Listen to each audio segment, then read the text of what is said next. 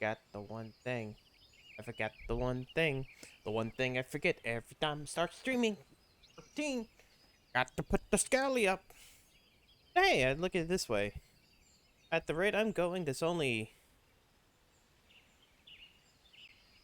6 more weeks of 14 streams.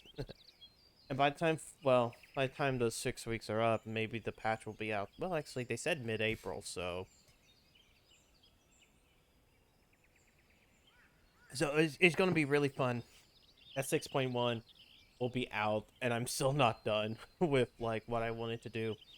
Then again, what we're about to do might not actually take that long. Further Hildebrand Adventures is kind of weird, and it doesn't feel as great as this one. But yeah, we're gonna be doing this. We'll be doing this one today. So this one might take 2 streams. This one might take 3, but eh. Nashu Makaraka arrives in Isgard in search of her mentor, Hildebrand, agent of inquiry, inspector extraordinaire, who went flying off in the skies after solving his greatest case to date. Has a... Oh, wait, hold on. I had to... Glasses.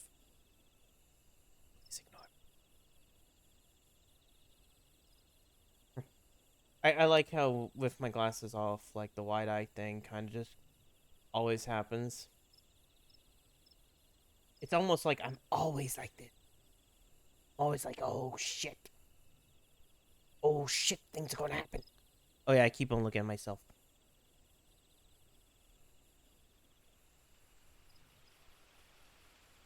Has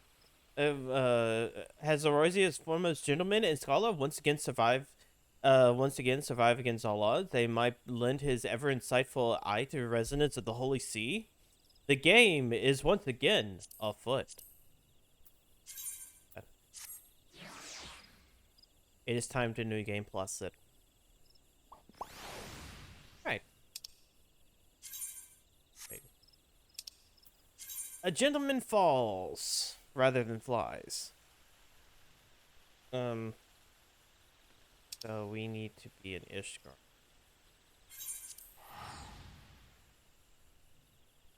And we need to go to the other place.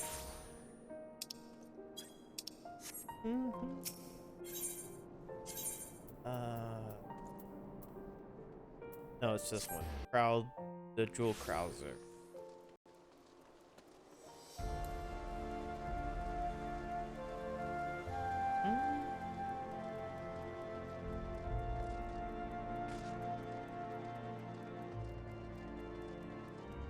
There it is. That is Nashu. As you catch the sight of Nashu, you cannot help but wonder if you're about to have a bad time. Well, I be Thrice and Wormhell in the flesh. A pleasure to see you again. Wait, is that what they call serendipity? It is, isn't it? That settles it. You gotta help me find the inspector. Poor, I was hoping you would silently agree. But I've been trying to calculate the trajectory of the inspector took when he was catapulted into the sky again. I triple-checked my figures and concluded it must have landed somewhere here in Ishgard. Unfortunately, the investigation hasn't been proceeding as smoothly as I had hoped. But now that you're here, we're just making some progress. Come, let's speak with the merchants and see if anyone hasn't had dealings with a gentlemanly Highlander. A gentlemanly Highlander, you say? My apology, but can I say I have any dealings with the man you described?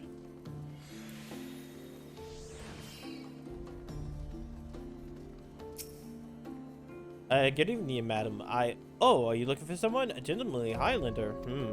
I know not of this man you speak of. Mayhap Mistress Elise does? She's well acquainted with rather merchants and noblemen. I've sold my fair share of goods to Highlander adventurers, but I don't know to describe such clients as particularly gentlemanly, I'm afraid.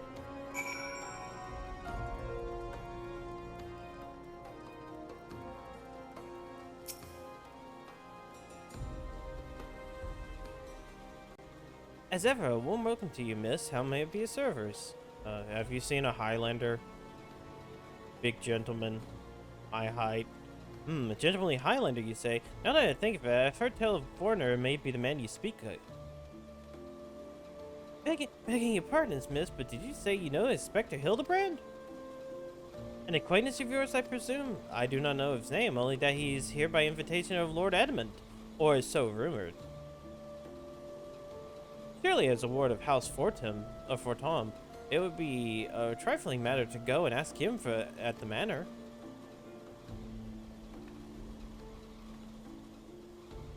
Core, I knew it was serendipity to Fortum Manor. Fucking French. It's like, oh, it says Fortums, but no, it's Forton. Because fucking the French elves, oh la la. Fucking Europe was a mistake.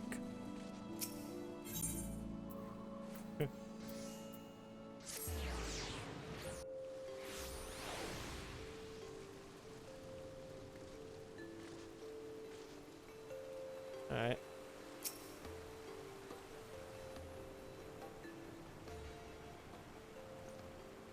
Well met, Mr. Swarmhill. Do you require assistance?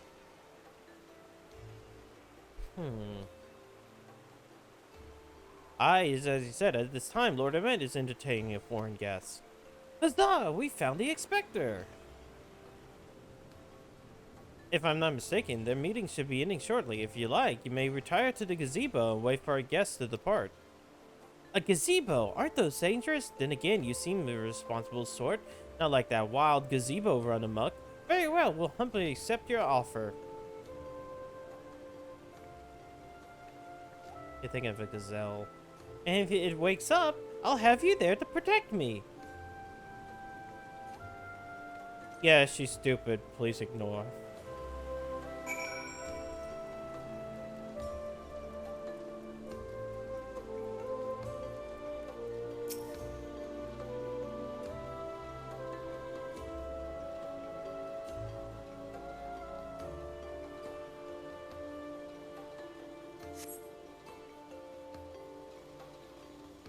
Fucking, I swear, it's like bimbo-esque.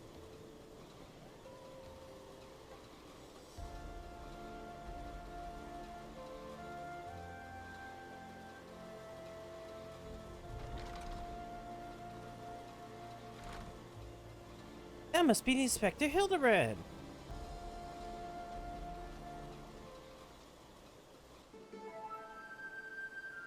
I cannot well imagine how audacious your journey must have been. I found the brisk Quothrian air to be rather invigorating. It simulates body and mind both. A welcome benefit when one must discuss matters of commerce. I dare say we would not accomplish so much otherwise. There you are, Inspector. I've been looking all over for you.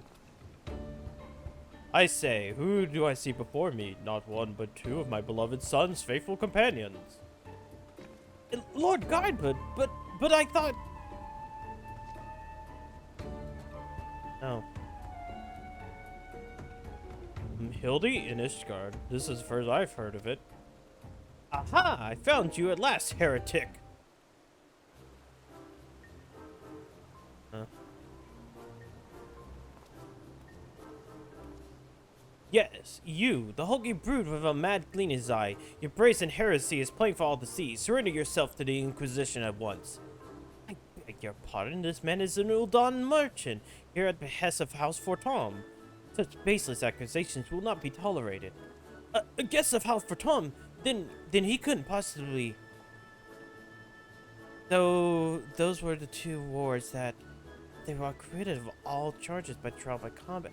And he demands the right... Oh, then I would personally have to... Oh, dear.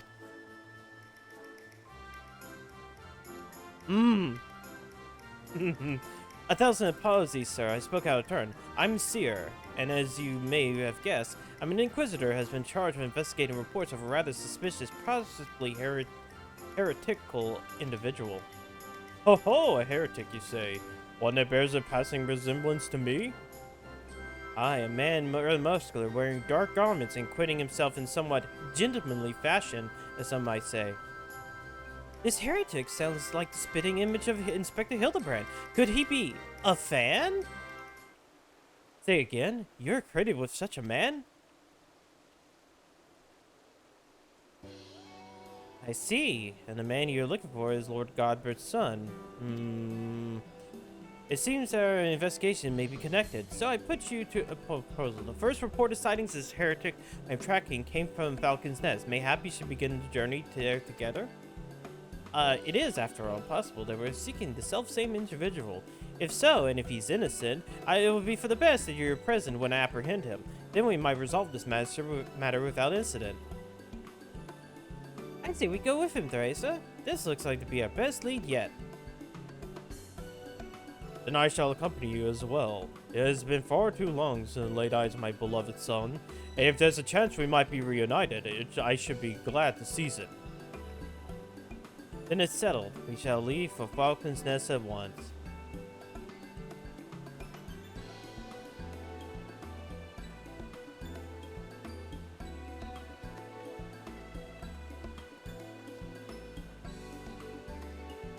Easy. Easy.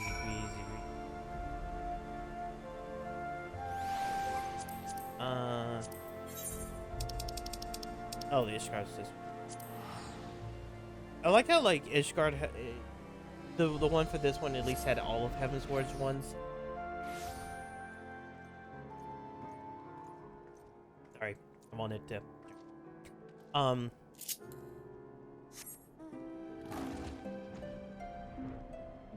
Instead of, like, Stormblood, which is across, like, two continents.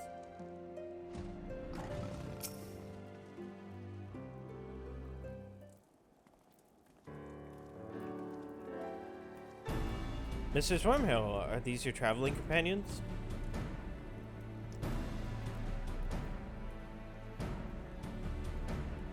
The mysterious muscular vagabond? Ah, yes. A patrol sighting him lurking near the dusk vigil.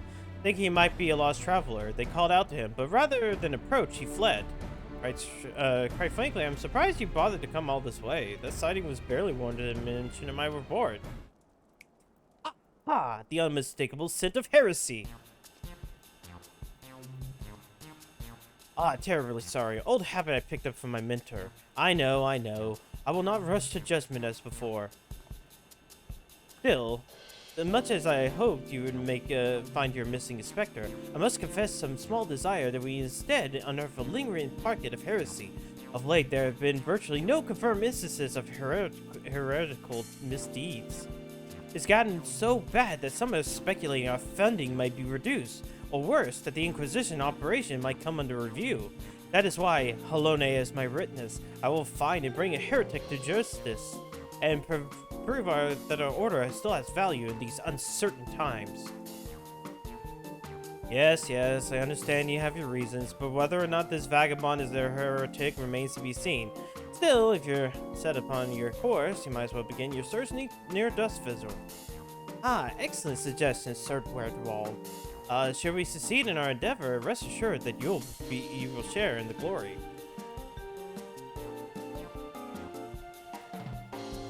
Bum, bum, bum. The hunt continues, onward to the Dusk Vigil. I am told that a region is especially cold, so do not forget to dress appropriately for the weather. Godbird.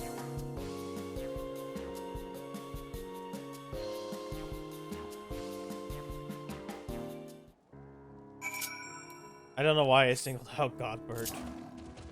Man can withstand, like, cold. Oh man, you know, that's my only problem with, like, some of the early Heavensward zones. It's like, I would really wish there was, like, another Aetheryte crystal in an area this big. Like, every other zone, at least, like, you know, even Gira Abania, which is this big, had at least a few. Wait. As I say, as I don't even showcase. Because, like, look how big this zone is. It has 2. This zone has 2. But thus, like, this only has, like, 1. And I get it. It is a giant snow area and whatnot.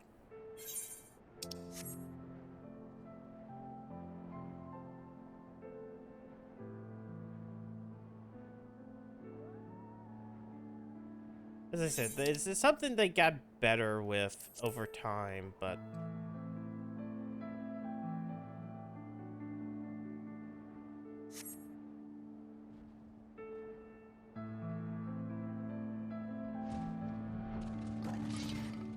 Whoops. I don't know why I pulled that out.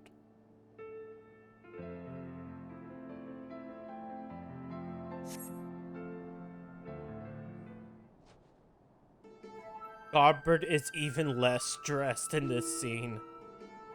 Fury, take me, it's freezing. Ah, this is a waste of time. No living thing could survive in this godforsaken wasteland. Over there, look! Someone's coming from the vigil. Inspector, Inspector, is that you?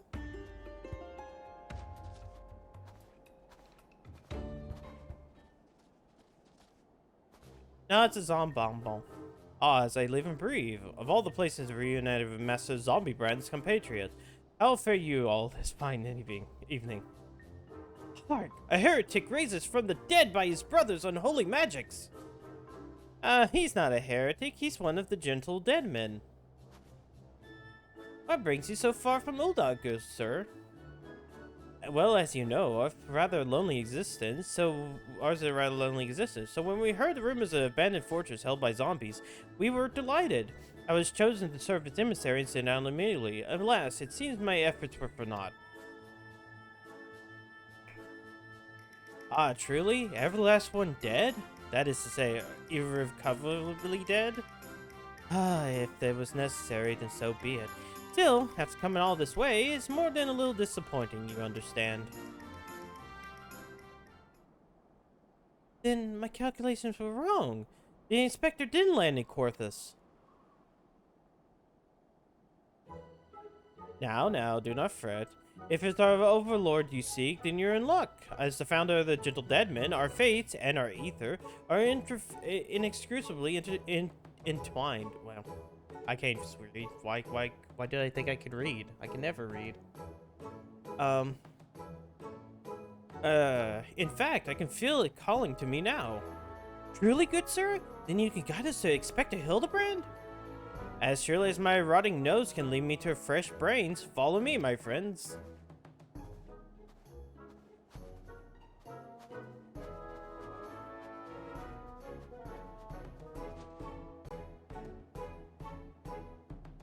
One must remain vigilant for heresy, for it can manifest in a myriad of ways.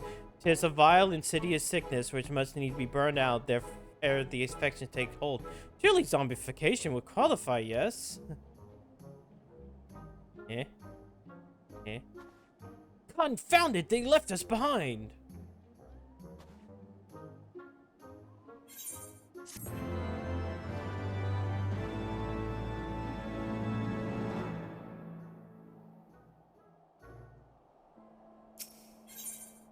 Don't call it a comeback. Who do they think that they are commandeering this commandeering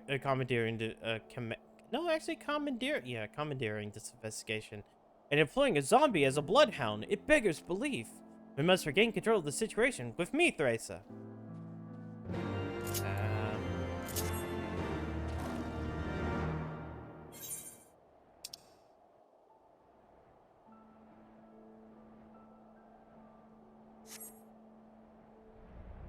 I think there's only like 2 or 3 of the quests each patch, because they didn't expect people wanting more Hildebrand, and I think this only happened in like 3.2. It's like people want more Hildebrand. Where's Hildebrand? And when they hit 6.1, it's like, hold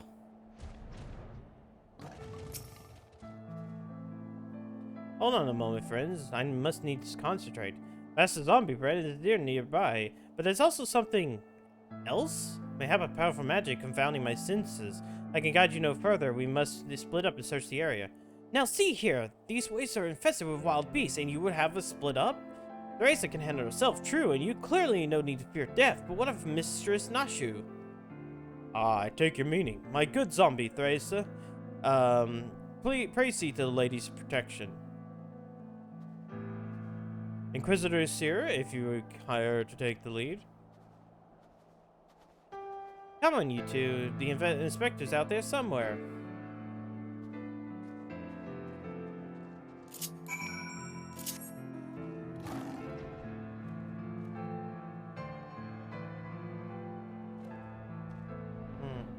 A lot of bombs. Or frost bombs. Bombs. Bombs. Bombs.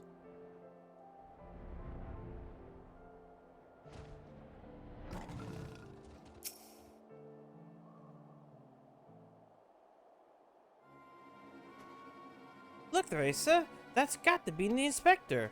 What do you mean?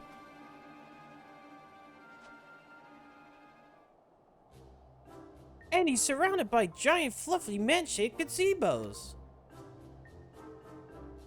Nay, my lady, they are not mere gazebos. Note their regal bearing. They are gentlemanly gazebos. Fearsome, yet fastidious foes. It would surely tear me rotting limb from rotting limb. Only Theresa can save Master Zombie Brand now. Okay. Yes. I can.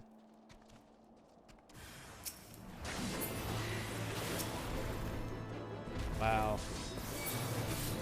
Easy.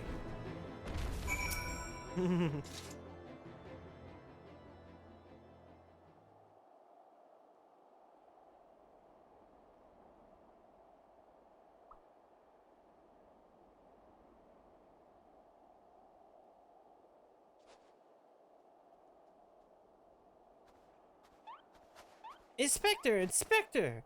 Can you hear me? We've been looking all over for you. Oh, but this won't just do. We gotta get you out of there before you catch cold.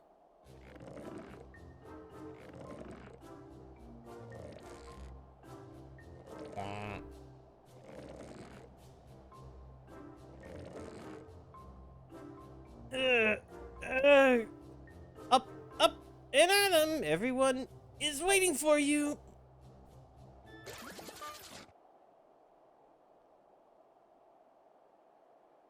Forgive me, if I pull any harder, my arms are likely to tear. We heard shouting. Have you perchance found something? Fury, take me! Is that my heretic? Confounded it! I wanted him alive! Inspector Hildebrand is definitely not a heretic. He's probably not dead either. He's just hibernating, just like last time. Hilda ever was a late riser. Fear not, my wife and I had my own ways of waking him.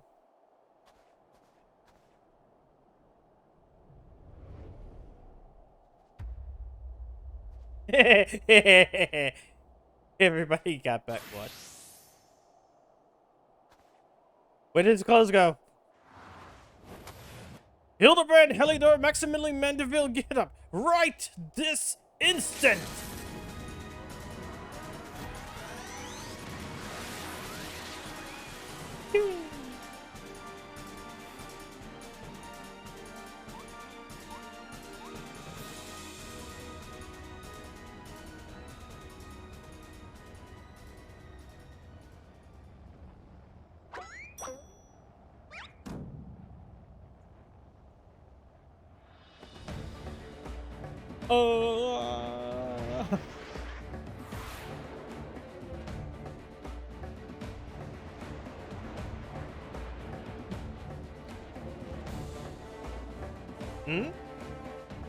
Don't worry about it. Hello, Supreme Grieger. Welcome to the Heavensward portion of the Hildebrand Mandeville quest line.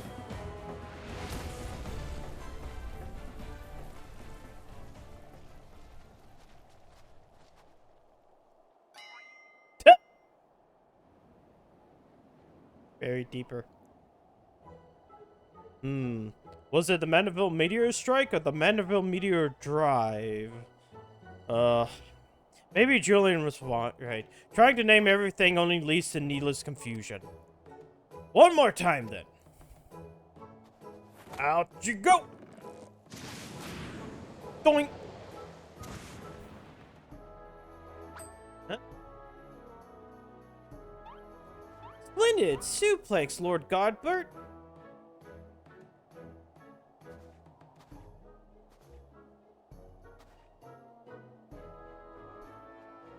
Where am I? The snowy wastelands of Corthus, and who are these people I see before me? But of course, who else would venture into inhospitable climes and wake me from my slumber? Sweet but beloved fans. But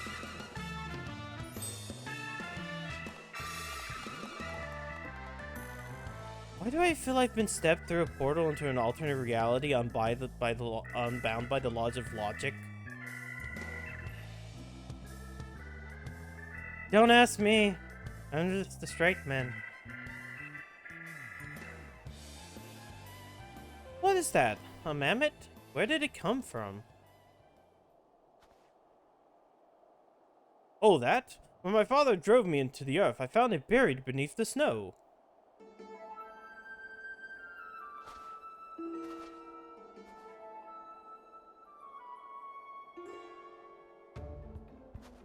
A little Lalafellin girl. How adorable. Nashu, please. Note the firm, muscular legs, not unlike my own. Tis clearly a Lalafellin boy. Now that you mention it, I suppose his features are rather masculine. You two cannot possibly be serious. I'm the very soul of seriousness, good sir, especially in the manner of deduction. This is undoubtedly a young boy who, much like myself, fell into a deep slumber upon being buried beneath the snow. Now then, let us gently wake him and ascertain his identity. Bonk. There we go. That ought to do it. Gee. Gee. What is this place? Who am I?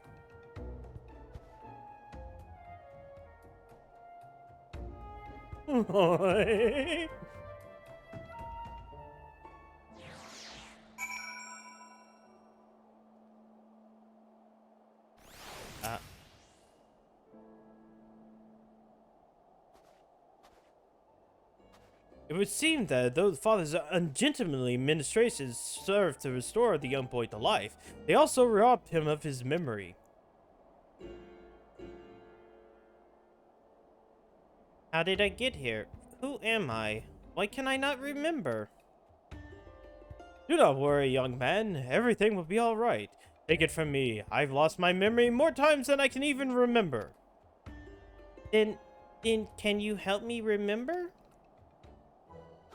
Hearken to me now, for I, Hildebrand, agent of inquiry, inspector extraordinaire, do hereby swear to solve the mystery of the anemic Halder boy. What? Wonderful, wonderful. I'll get started on a bunch of Nashu delights. Effective as you're supposed to were in the past, I suppose that young Gigi here lacks the hardy constitution required to survive such an approach. Gigi? Is that my name? When you awoke, you were muttering Gigi Gigi Gigi. I suspect the phrase might hold some significance to you, so until such time as we learn your real name, why not adopt it as a playful moniker? But that's just the sound of all mammoths make. What kind of imbecile goes and names a mammoth Gigi anyways?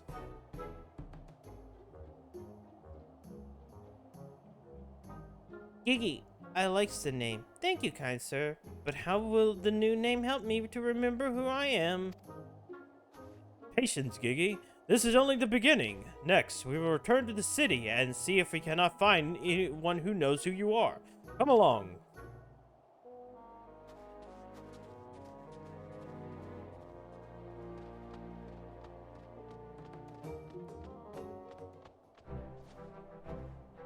Now that I know that our beloved overlord is safe and sound, I too must take my leave of you and return to my brothers.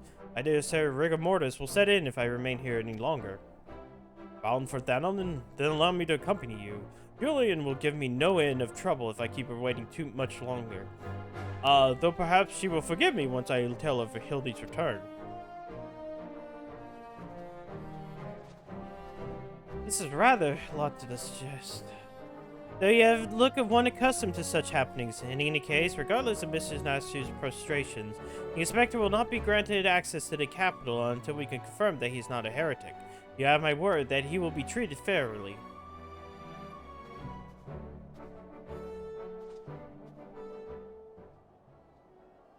Mysterious stranger! Hmm?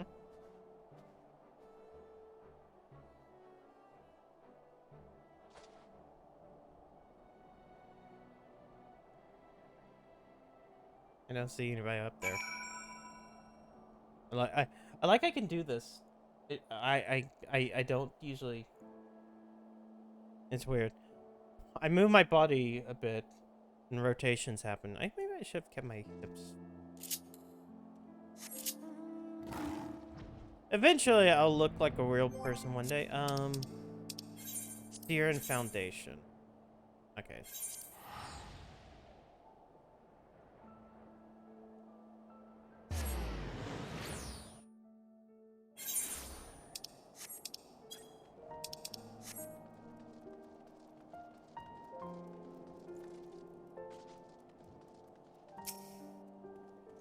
Fury, take me, that man. Ah, Theresa. I suppose you've heard the news, then. The inspector was cleared of all suspicion and judged to be no more than a eccentric curiosity? If you're looking for him, good luck. I wanted to thank him for his cooperation, but as soon as Temple Knights released him, he and his assistant ran off to God's nowhere with that mammoth in tow. One day you're gonna... Maybe. One day I'll be a real person. One day I'll figure out how to... well, not have this clip, but also be able to do this. Wait, what? Why am I not able to... Wait. Did I fuck up something? And do that at the same time. One day I'll figure out all the trials and tribulations to do that. Because I can't have both for a very good reason, and I don't want to go. As for my investigation, in spite of all the twists and turns, I managed to salvage a satisfactory result. As far as the Inquisition is concerned, the suspicious vagabond was not more than a zombie who had wandered away from the dust visual, a sickness which has since been purged. So it will seem that all is right in the world once more. For now, I have no doubt that the inspector will turn up again like a bad gill, and when he does, trouble is soon to follow.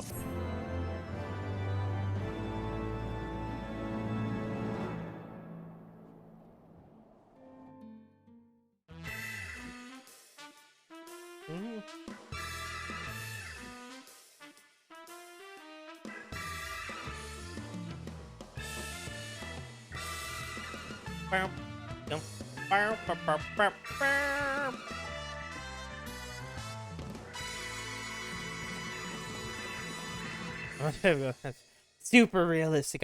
I will open my eyes really wide. Wait, hold on. Really wide, and then they'll bleed blood.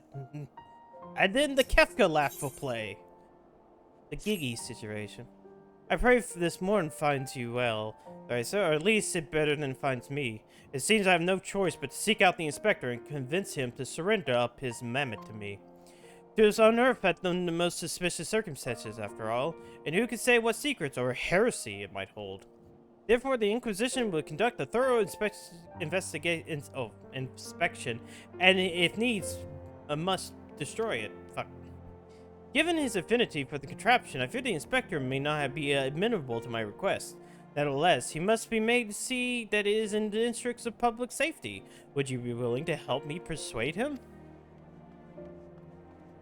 Fury be praised, at least you have seen reason. Let us pray he will as well. I've given to understand that while the inspector and his assistant have been wandering all over the city in the mammoth in tow, they often frequent the gazebo near Fort Hall Manor. With any luck, they'll be there now.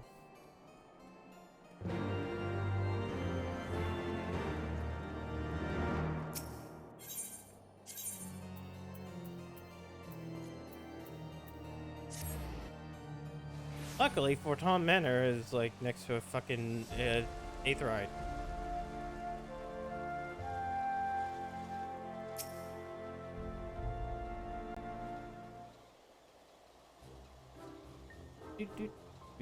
Up. Very well, we shall scour all of creation, from the deepest pits of the 7 hells to the very pinnacle of the heavens, for the answers we seek. Every day shall be filled with grand adventures, the stuff of fairy tales and legends. Huzzah! A grand adventure in the deepest pits of the 7 hells. Just so. Such is the creed of Hildebrand, Agent of Inquiry, Inspector Extraordinaire. Eh! Look, even Kitty is doing it. Well posed, Gigi. Well posed. I dare say you have the potential to be an exemplary inspector someday. Right, that's enough of it. By virtue of the authority vested in me by the Supreme Sacred Tribunal of Hellenic Inquisition Doctrine, I hereby command you to surrender that mammoth and its suspicious heretical origin into my custody. Why, hello there, Theresa, and the Inquisitor Seer. Ever the jester, accusing poor Gigi here of being a clockwork heretic, when it's plain to see that he's merely a precarious young lad. Oh, there you go again, confusing the poor girl, as if those big, beautiful, boxy eyes aren't the soul of femininity. Nashu, please. Were you not witness of my magnificent display of Mandevillean masculinity mere moments ago? That's because you haven't taught her any better. She needs a proper role model to show her what's what.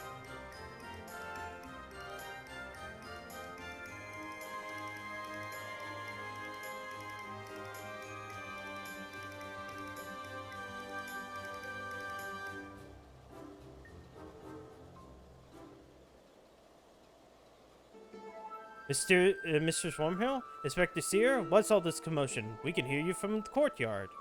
Oh, it's Edmund. Oh, Lord Edmund, my sincerest apology for the disturbance. I am come to seize this mammoth on behalf of the Inquisition, a fact which I can clearly explain to the inspector before you arrive. At which point they seem to be bickering about the contraption's gender. What say you, my lord? Do you think Gigi a boy or a girl? It's clearly a strapping young lad, no? Fury take me, not you too. Has the whole world gone mad? Fine, fine, but even supporting that this Gigi is a real boy, you cannot deny that the circumstances of the discovery and miraculous resuscitations were most unusual. He cannot be suffered to roam the city with impunity until the Inquisition determine he is not a threat. I beg your pardon, miraculous resuscitation? Resuscitation.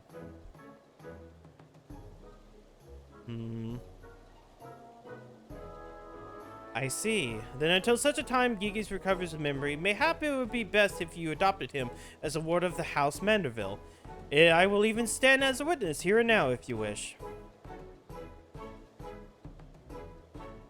Adopt?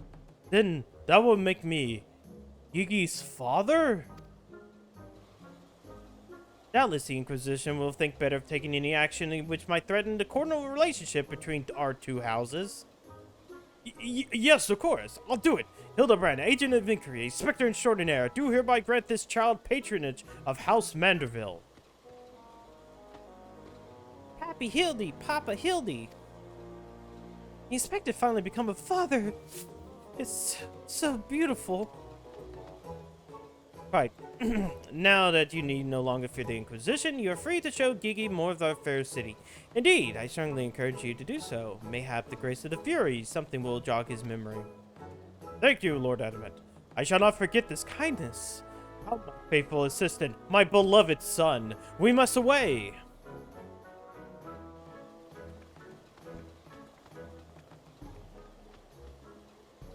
Oh, hello, nay. I would not be presumed to question your grand design, but confound it all! Well, mayhap I cannot detain the mammoth, but I'm still within my right to observe the blasted thing.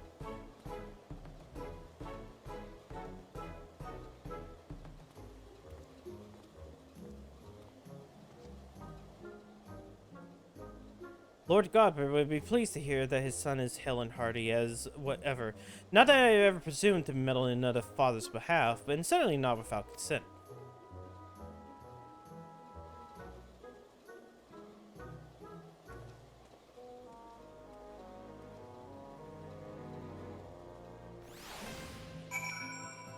What? Oh, no, sorry. Oh god, I remember why I don't like Ishgard a bit. Okay, good. I'm able to jump over. Core, look at all them halberds. I've never seen some well-known buildings before. What does Hildebrand say? Judging by the side of their estate, their wealth is to rival House Manderville. How much longer will we be waiting around for the man to do something possibly heretic? Come now, Gigi. Surely gaze upon the wondrous work of Ishgardian architecture. Stir something within your soul. The grand manor of House Duran Maltimpazarte. Pray do not fill the mammoth's head with such nonsense. This is the supreme sacred tribunal of Haloric Inquisitory doctrine. I should know. I work there. Furthermore, I'm quite certain that there is no Harounds Duran Malatimpasate, or rather, the Lucas Portunum of the four houses, including the same house which recently stood a witness to your adoption. Ishgard is kind of dreary. Well, Gigi, do you remember anything? No, nothing. I'd say, rather than parading him around before the grandiose, why not give him a taste of something more prosaic? Let us make our way to the holy stables, that he might bask in the singular sights, sounds, and smells of Ishgard's famous chocobos.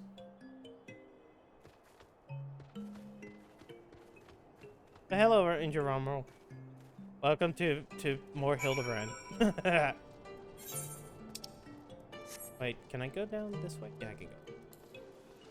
Probably better if I go down this way. Wait, no, that ain't down. I dislike how Ishgard's structure is. They gave me a map with this one. Sky's too.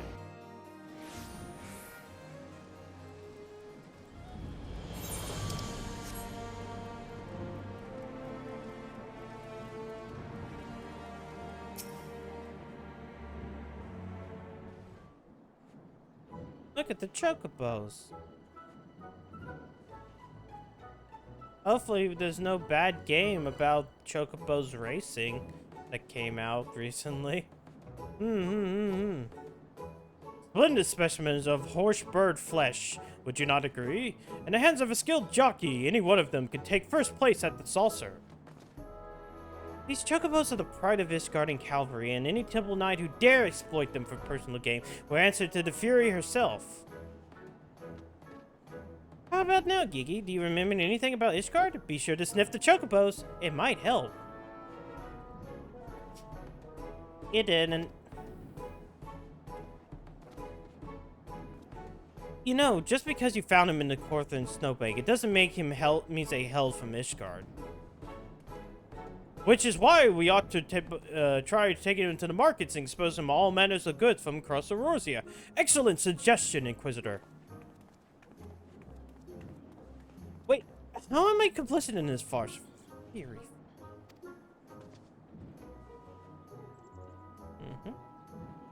Just deal with it. That's how I do it. Deal with it.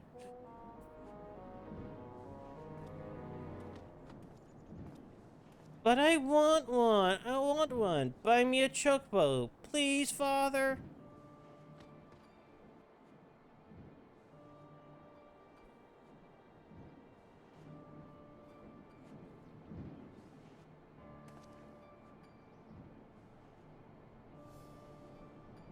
Father, that strange-looking thing is staring at us.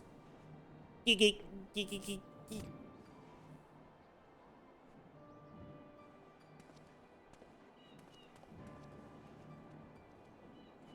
And I that strange looking?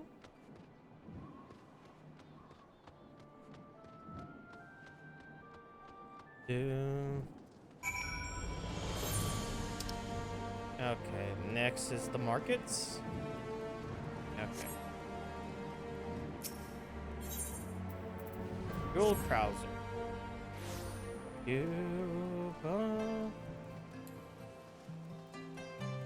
Man, it's really funny that we've played two games back to back that have this character in it.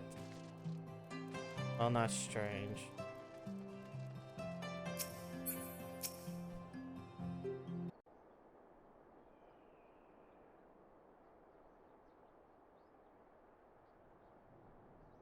Hot.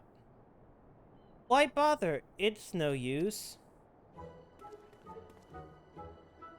Now, no, Gigi. You must not give in to despair so easily. Did I not promise you days filled with grand adventures and the eventual discovery of mislaid memories? Spirits, Gigi. Spirits!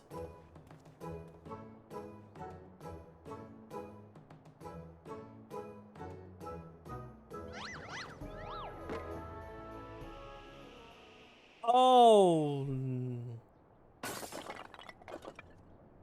Ah.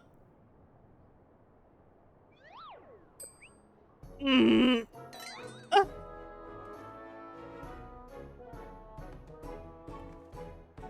My word, a vase flung to the ground with reckless abandon. Could this be the opening salvo for an indiscriminate campaign of vandalism? One waged by your own wild gesticulations, perhaps. At least look before you strike a pose. Gods only knows how much that vase cost. 123,504,000 gil at last assessment. It was over 700 years old and graced by the homes of dozen archbishops, 8 counts, 2 lord commanders, and 1 duke. 100 million. Oh,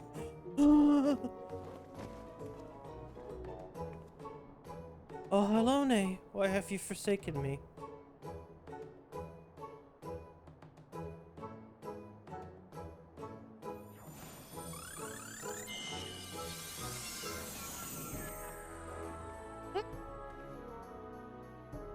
Bill, would you look at that?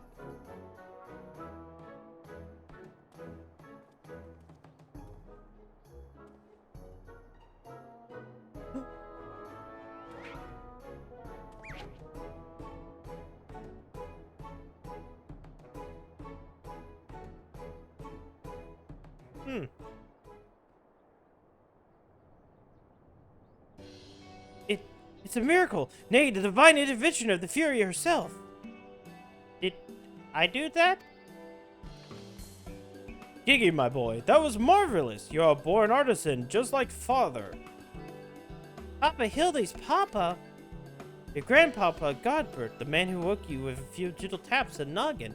You wouldn't believe what else he can do with that hammer of his. Why, some folks say that he wields the very power of life and death. Once he and Mrs. came back from their tour of the Western Highlands, I'm sure they'll love to see that trick of yours. Do not demean this mammoth's power as a mere parlor trick. We just witnessed a miracle, and I demand that you all acknowledge it. This mammoth. Sir, I say, sir, 100 million gil for the mammoth. Nay, 100 million gil and the Duke's priceless vase. My word, is this what passes for trade in Ishgard? Gigi is my flesh and blood. I will not sell him at any price.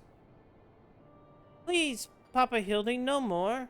I know you mean well, but we cannot deny the truth no longer. I am a mammoth. Gigi, whatever has gotten into you? You're my son. You are a Manderville man. Listen to your papa, Gigi. You're a Manderville girl through and through.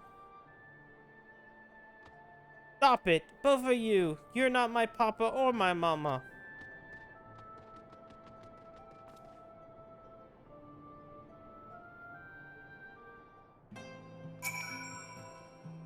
Well, it's only to be expected. Gigi is a rebellious age. Strange as it may sound, I too tested my parents' patience, and that on more than one occasion. But if they will weather the storm, then so can I. I see we found out what's got him thinking he's a mammoth. But he is a mammoth. How could you... Never mind. The course of fatherhood never did run smooth, but I, Hildebrand, guardian of Kiki, dotting parrot extraordinaire, shall find a way to overcome this trial and reconcile with my beloved son. It's a mammoth. A mammoth is kind of a little small automaton. They make it's like a little puppet, like the little minion of Palom I have is also considered a mammoth. That's the spirit. Solving a simple case of childhood rebellion should be easy for a man who unmasked thieves, defeated duelists, and led armies of the undead. Yes, that's very... Wait, what was that about the undead? Actually, don't tell me. For now, all that matters is finding the mammoth. We should begin by speaking with the sentry stationed at the city gates and along the airship landing. If Fury help us, he has left this guard. We need to know about it sooner rather than later. I will visit the Ark of Worthy while the inspector and assistant head for the airship landing. You can question the guard at the gate near the manufactory, after which we'll all regroup there and share our findings. Dismissed. But, yeah, mammoths are like weird small little automatons. Might have some. I have one of what a mammoth actually looks like. Wait, what was that? When did I get that?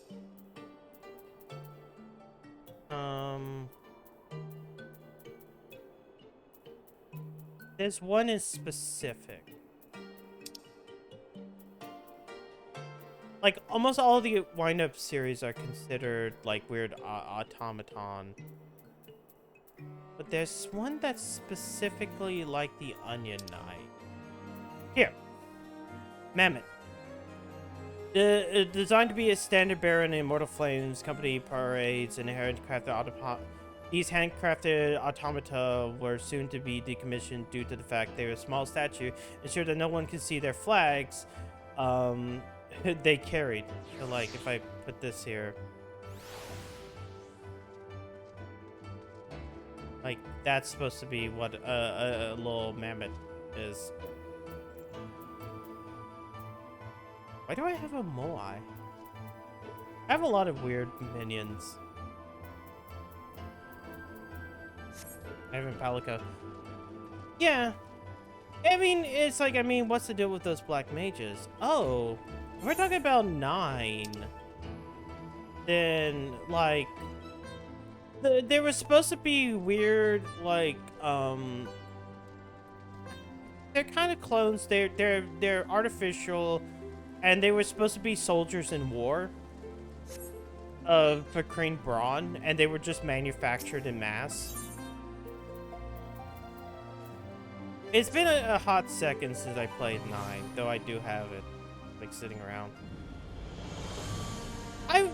Final Fantasy has lore, but I think it's more specific to each game rather than overall in general. Like, each game's, like, various things are different, so yeah, each one has their own. So there's usually not much carryover. Little fellow with a wide-brimmed hat, he came through here, brought passes on a supply ship bound for Falcon's Nest. One of them for worse names, Lalafels, right? Funny little buggers, seem keen to be anywhere but here.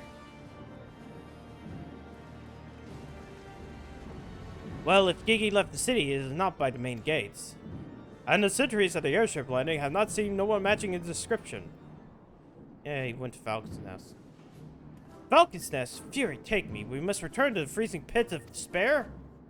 Wheresoever Gigi goes, I shall follow him, and find him and embrace him as my son once more.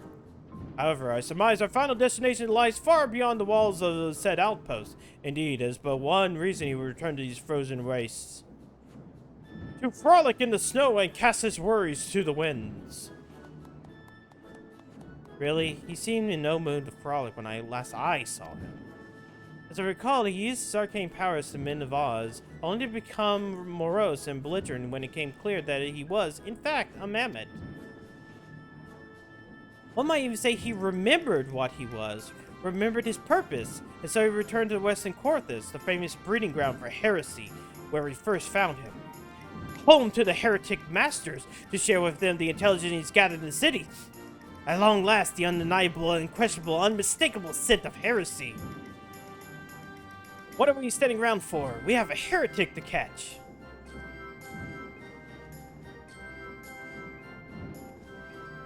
Inspector, I'm starting to think that Inquisitor Sire might not think highly of our little girl. It is possible, but I would not presume to know his feelings ere he voiced them explicitly. Until such time he does, we should endeavor to surreptitiously break him around the opinion that Gigi is a boy of pure heart and good intent. Subtly in all things, Nasu. That is the Mandeville way.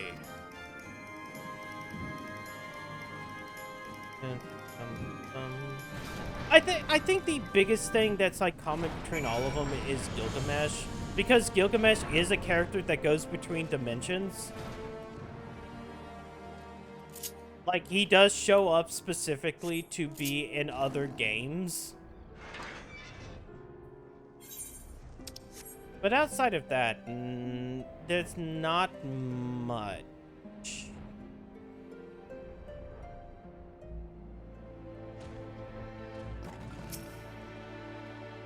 Aha, I knew it! The Mammoth immediately left the outpost to look for it looks like headed north along the river. By the Fuhrer, I can't wait to finally catch him in the company of heretics. I don't like your tone, Inquisitor. If our baby girl ran afoul of any heretics, she'd look him square in the eye and tell them she doesn't want any. Hey, Inspector, I think I had one of those moments, you know, of insight. Maybe Gigi came out here to find Lord Godbird. I did tell her Grandpa might like to see that trick of hers. Brilliant deduction, Nashu. He must be eager to meet his grandparents. The same self-once you renounced when he declared you were not his father? Ah ha ha ha ha! What a fine young gentleman, eager to explore his heritage. Let us make haste, my friends, and for a reunion of 3 generations of Mandevilles beckons. I can't really be bothered.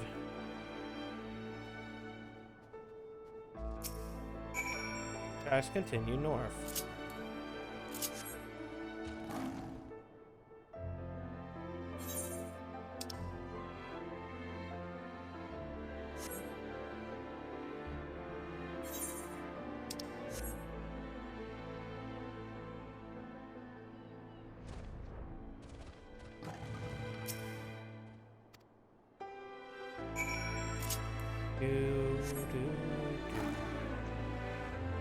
Now, I kind of remember this entire the ones for this one are kind of short.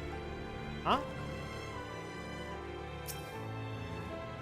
The Mammoth lies motionless in snow, fragments of ice stuck to its cap, suggesting the impact of something small, round, traveling at high speeds.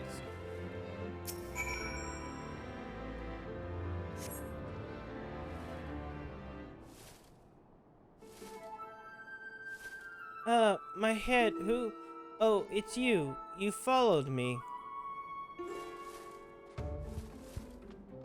Oh, Gigi, if you want to have a snowbite fight with your grandparents, you should have said so earlier. Papa Hildy was very worried, though he is glad to see you unharmed. It would seem that he was struck by a snowball, much like those Steinbocks. Those dead Steinbocks. Are you sure he isn't damaged? As if a mere blow to the head could fell our Gigi. We Mandevilles are made of sterner stuff. I myself have been driven headfirst into the earth on no fewer than 24 occasions, several times from moms above, and my mind is no less brilliant from the experience. I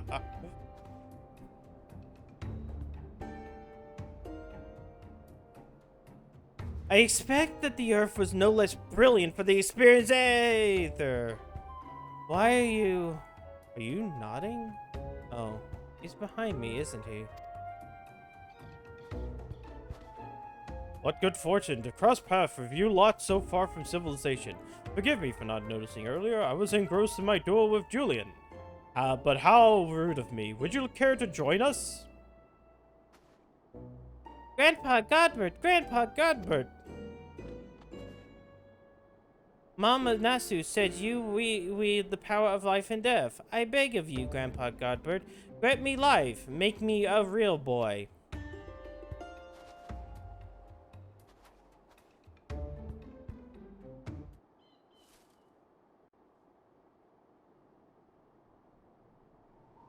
Mhm, do-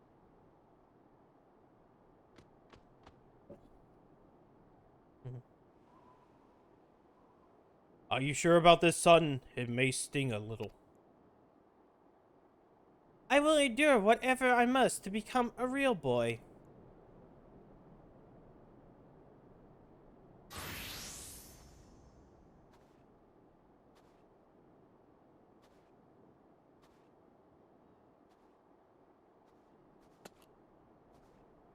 Then let's begin.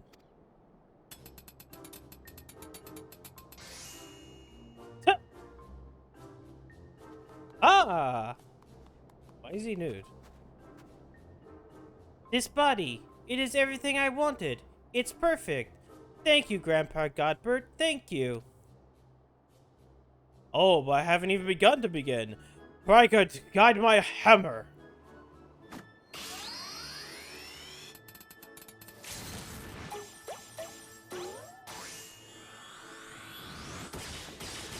Don't.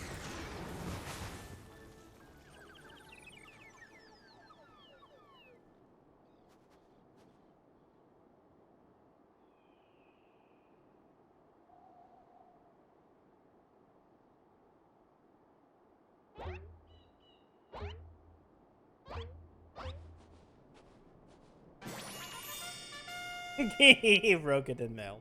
Bottle. Papa Hildy, I am a Manderville man. Giggy, my son, come to your father. Let us have a look at you.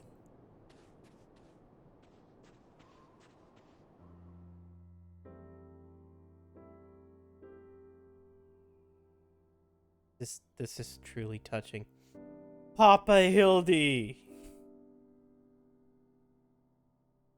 Giggy.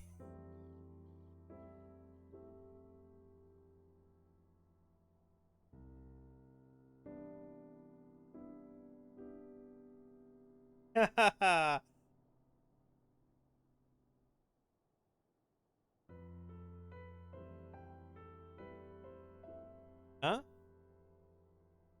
Huh?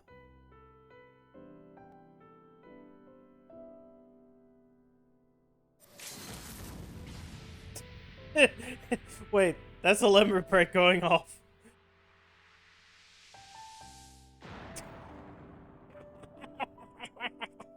Yo!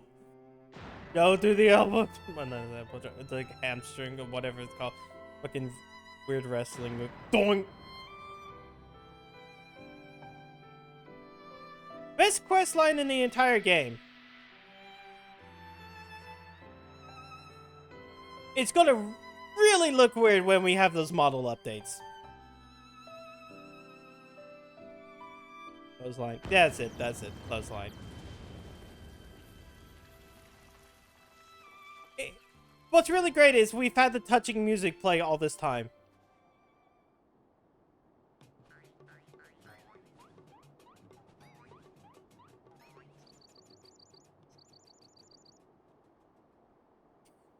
Now that brings back some memories. Papa Hildy, oh dear, who could have done such a thing?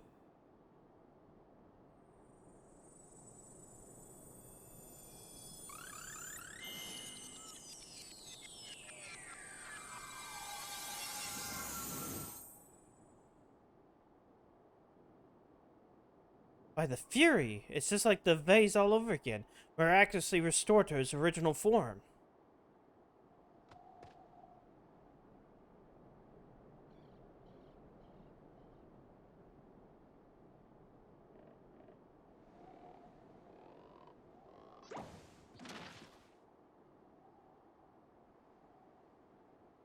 Gigi, my boy, upon further consideration, I believe this body may suit you best.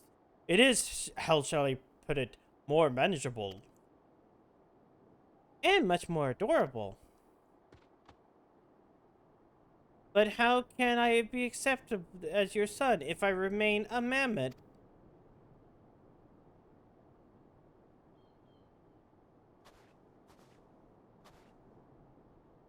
It's the Is that what's been troubling you all this time? Well, why didn't you just say so?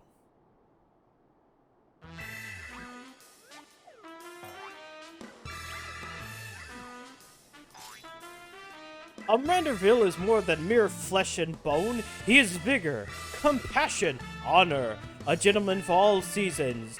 Be you man or machine, it makes no difference. If they call you a mammoth, look at them in the eye and says, "Nay, I am a Manderville mammoth."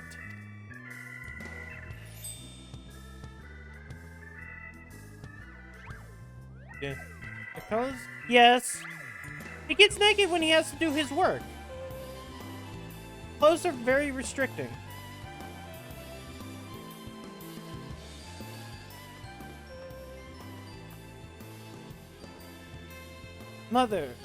Father, forgive me for not consulting with you earlier. By my circumstances have forced my hand. I have formally adopted Gigi as my son and ward of House Manderville.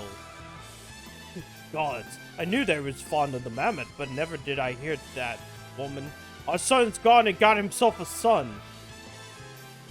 Grandpa Godbert, Grandpa Godbert. Ha! If it all makes sense now. Grandpa Godbert and Grandma Julian. I have waited years to hear those words. Grandpa Godbert, Grandma Julian. Few things in life are grander than becoming grandparents, I say. As they say, ha ha ha ha.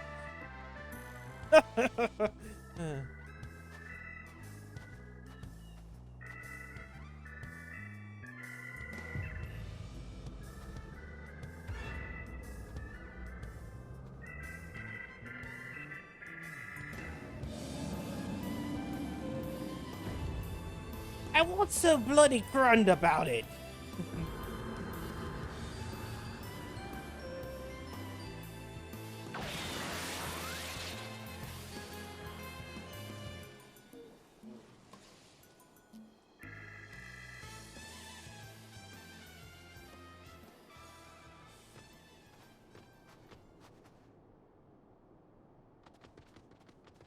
Dude.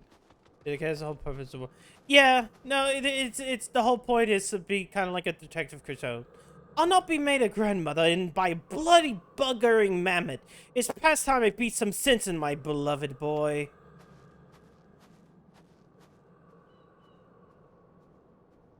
Fury, take me. I've heard tales of the dark nights before, but no, it couldn't be. No, I think it was something far worse. Heretical, like it or not. But rules be damned. I'm not risking my life to find out. Wife Berserker. Yes.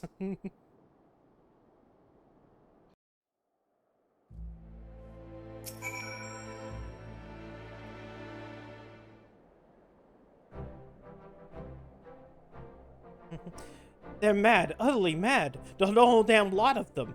How their house could rise to such prominence, I'll never understand. Well, at least the mammoth seems to be overcome its existential crisis. Before today, I didn't know a mammoth could even have an existential crisis. Wait, what am I saying? It's a mammoth! Why should I care what it claims to think or feel? Fury, take me there to see is infectious. I must allow myself to fall prey to it. Follow procedure, report to your superior, one step at a time. One step at a time. That's Wife Berserker. Julian is a really good character. Fucking weird Irish, Scottish type of person. I think. That's the way I take it. They never VA her. They never VA anything within the Hildebrand stuff, except for that one Gilgamesh dungeon, the first one.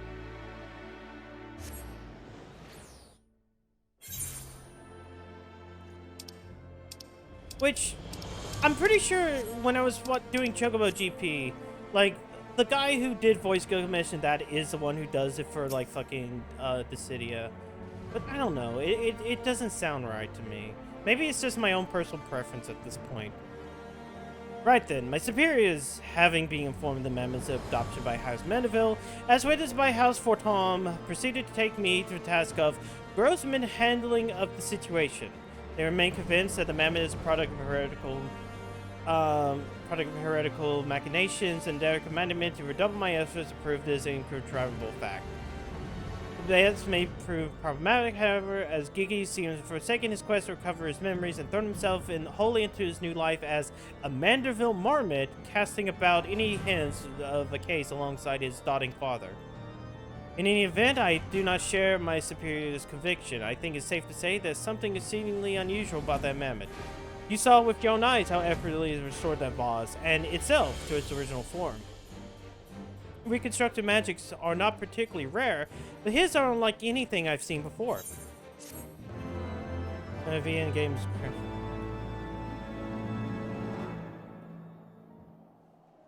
This game's VAs are fine. There are a lot of like thespian type of ones.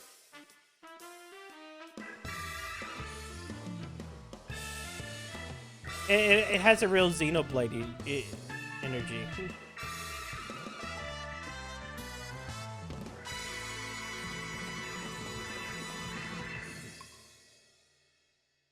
It's really weird because like a lot of the VAs in fucking Chocobo GP were big name VAs. As I said, it's the problem with it seems like they had no voice direction, because voice direction is actually part of the entire thing. That you can have good voice actors but like bad voice direction in video games. Or sometimes a good voice director can make the difference. Like Kiryu's in Yakuza 7. Kiryu's VA in Yakuza 7 is his VA from the original game. I'm talking about dubbed. It is a world of difference because he had a good director to guide him through so that he sounds really good. Good direction can play a good role within like that type of stuff. When it's a budget title and they just like, oh, record the lines, fuck it. That's what causes an issue. That you stand before me is proof that Haloni smiles upon you this day. I need your assistance, Thaisa, and before you think of running around screaming in terror, I pray hear me out. It concerns the esteemed and now missing and presumably dead Knights of the Heavensward. None have returned to the capital since the unpleasantness began. Yet recently we've heard rumors these honored sirs walk the streets. This heresy most foul, and by means say to get to the bottom of it. But we'll need all the help we can get, and by that, which means Fury take me, we can benefit from a certain individual's serendipity. Besides, if we don't seek him out, he's likely to show up at the worst possible time anyways. At least this way it'll be on our terms, and we can keep an eye on that boy. Mammoth! Mammoth! Yes, right. Oh, you must be wondering why I asked you to come. Well, you and the inspectors seem to enjoy a natural rapport, so...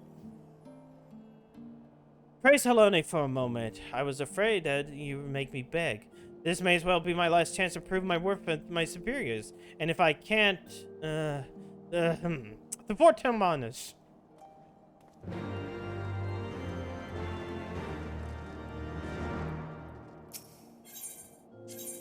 See, I gave Yakuza 7 the benefit of like, okay, let's play a dub, see how it works. And it's a really good dub. It's a really... It works. If you have good voice direction, it becomes, you know, hey, guess what? It works.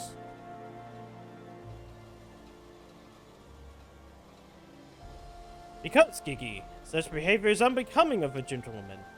But why, Papa Hildy? Why is it unbecoming a gentleman? Ah, Inquisitor Seer, Theresa. Good evening to you both. Are you come as adoring fans on our business or on business? Business, always business, you may rest assured. Then I, Hildebrand, agent of inquiry, expector assorted error. I'm at your service. Is it robbery, murder, tax avoidism? Avoision? Avoision? Wait, before we get into that, what's going on here? Much as it pains me to admit, my beloved Gigi, the apple of my eye, the fruit of my loins, attempted to face this lovely gazebo. Naturally, as his father, it falls to me to say him return to the straight and narrow. That's not true. I was drawing a family crest for our home. Now, Gigi, I know you're fond of this gazebo, as we all are. But it belongs to Lord Edmund. You wouldn't want to steal from Uncle Edmund, would you? I guess not. Then where is our gazebo, Papa Hildy? And does it have a warm stove with a steaming kettle too? Oh, Gigi, don't you see? We have no need for kettles or gazebos. As gentlemen inspectors, the world is our oyster. We can go whether we please. Where the red fern grows or the wild rose blooms. And yet you're sleeping in Lord Edmund's gazebo for how long? I don't care about wild roses. I want to live in a gazebo with Papa Hildy and Mama Nashu. Gazebos are quite expensive and dangerous if not domesticated. Dangerous indeed, my boy. And besides, we are gentlemen inspectors, free to travel the length and breadth of Eorzea in search for a case. Does that not sound more thrilling than whittling away the hours beneath a gazebo? I guess. If that's a case you want, you need not go far. We are currently investigating reports of individuals masquerading as Knights of the Heaven's Word. These contemplable characters are rumored to be tricked several hapless maidens into attending private parties for a small fee, with promise of enjoying the company of these great sirs. Those who were foolish enough to attend found their expenses to be experiences to be so traumatizing they would have refused to discuss them in detail. Needless to say, your assistance in this matter would be greatly appreciated, and for you shall receive due compensance. Say no more, Inquisitor, say no more. I, Hildebrand, agent of inquiry, expector and extraordinaire, am well versed in the ways of the fairer sex. Since when? Mummy, Mother dearest, I was under the impression you have departed for Ul'dah.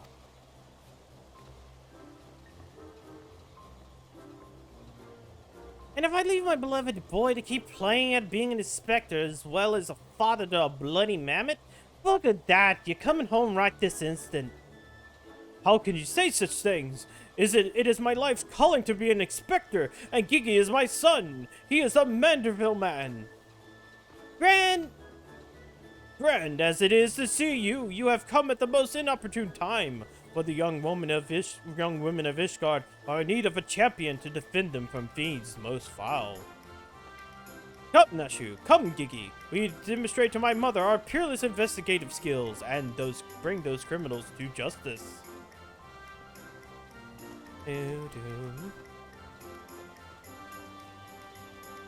Balls, he's stubborn. Probably gets it from his sore arse of a father. I trust you'll help me keep him out of trouble. Right then, come along.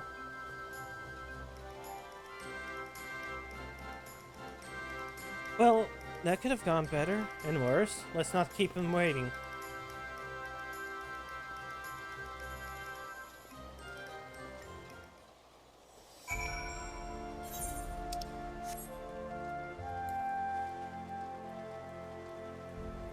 World-weary maiden.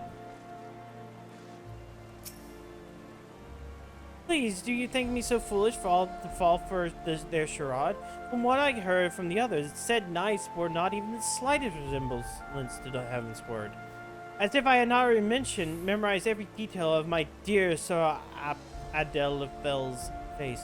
Oh, where could he have ever be? He's dead! I am truly outside of her grace, my allowance all gone, wasted on those, I dare not say it.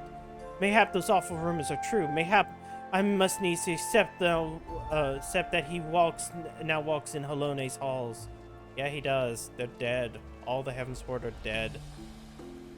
I killed them. Easily.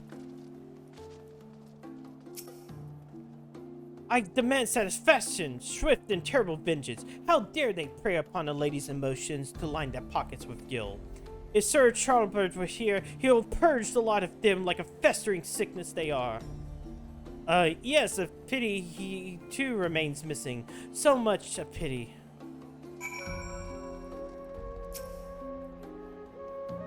Hmm.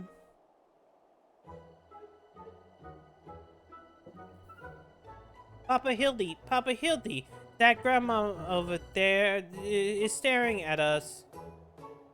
Now, Giggy. Hold on. Hopefully you don't hear that. Hopefully you didn't hear that. First of all, you've only have one grandmother. Second, and this is tremendously important, never ever call her that. At least, not yet. Promise? Yes, Father. Promise to not call Grandma Julian Grandma Julian. Greetings, milady. Oh, ain't you a charmer? And here I was thinking I might have to rip off your bloody head if you said the G word one more time. Like that, Papa Hildy? Ah, my faithful assistants. Have you gleaned any new information? No. Other than the fact that the woman scorned seemed to detest the fake knights with every fiber of their being? Those two women were telling me about what they do if they corner Sir... Is that the best you can do, then? Bloody oaths and girlish fantasies. And you call yourself a Mandeville man. I assure you, Mother, we are only just getting started. The tapestry of lies and deception behind which truth hides is oft raveled with the tug of a single loose thread.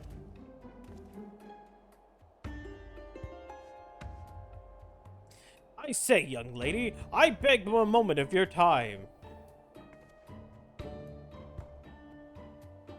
Somehow I doubt young lady was targeted by the charlatans we seek. Ah, it is true. Us too was taken by false promises. Awful, awful men. Long have I yearned for the chance to meet Sir Vanguine, so when they said I could, I didn't hesitate for even a moment. But then they escorted me to the manor and they undid the blindfold. I looked at the hideous faces of those so-called grand sirs. I screamed and fled. They were gone when I returned with the watch, but their neighbors said they had overheard them speaking about seeking shelter in a place called Idleshire. I know not much, but I pray this information will help you in your search. My lady, I swear to you, here and now, I, Hildebrand, agent of inquiry, inspector extraordinaire, shall not rest until those dastardly fiends are punished for their foul crimes.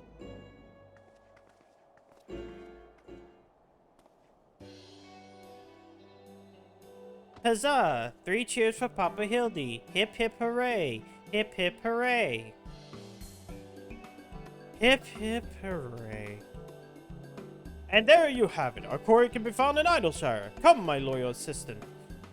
Justice awaits for no gentleman.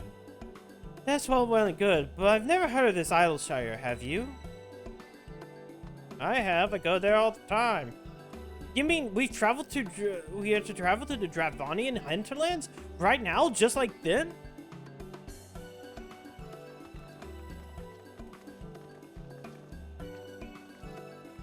Now, am I going to Idleshire? Yes, I'm going straight to Idleshire.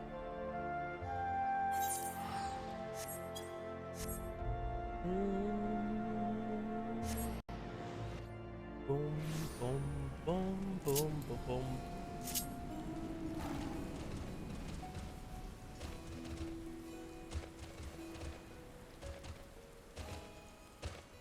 And what time? Damn, I'm going to.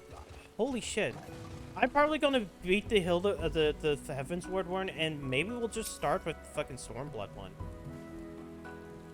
Truly, this is magnificent settlement is a testament to the hard work and camaraderie of the Uplander and Gobby citizens. Yes, well, I'm just glad we're no longer being pursued by fire-breathing dragons, musket-wielding crabs, and the bomb-throwing goblins. You know, the other ones.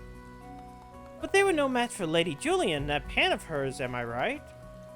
I want to see her make the bad gobbies fly again. God's sakes, Hildy.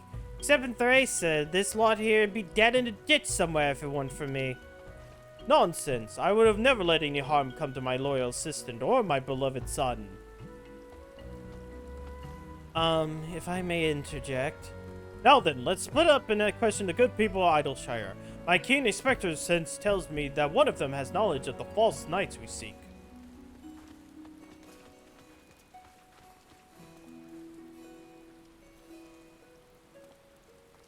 Ready? Kick.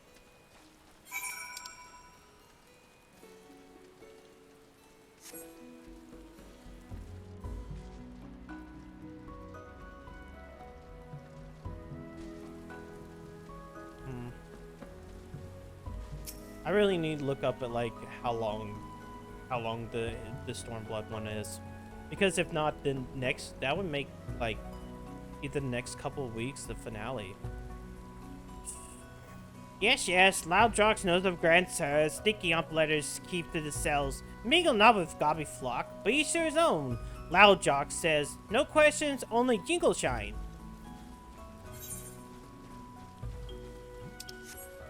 Exceedingly experienced treasure hunter. Damn, that name just clips into the walls. Oh, I know about the Grand Sirs. They keep them themselves. They might in that building of theirs, south to the roundspout. You best watch out though. They're a dangerous bunch, liable to kill you for looking at them cockeyed. It's entirely possible I've gone completely and utterly mad, but are we perchance the long-lost twin sister of the Isgardian noblewoman? What? Look behind you! A three-headed goblin! A gobble. Why do I feel like I have not seen the last of that old woman?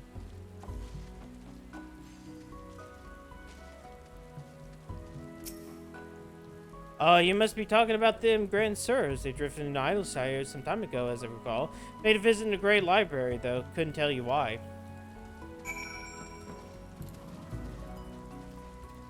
Oh. Then let me pull my sword. Man, that shield that I have is so fucking small. Oh, wait. I passed them. Fuck.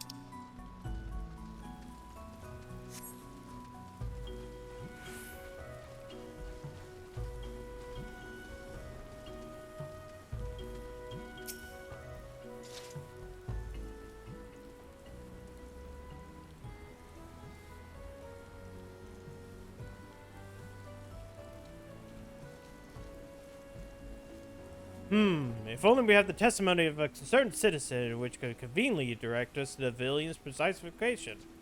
Villains. The Grand Sirs are holed up in a building to the south of the markets. Good show, Theresa. There, that's the one. Come, let us inform the others.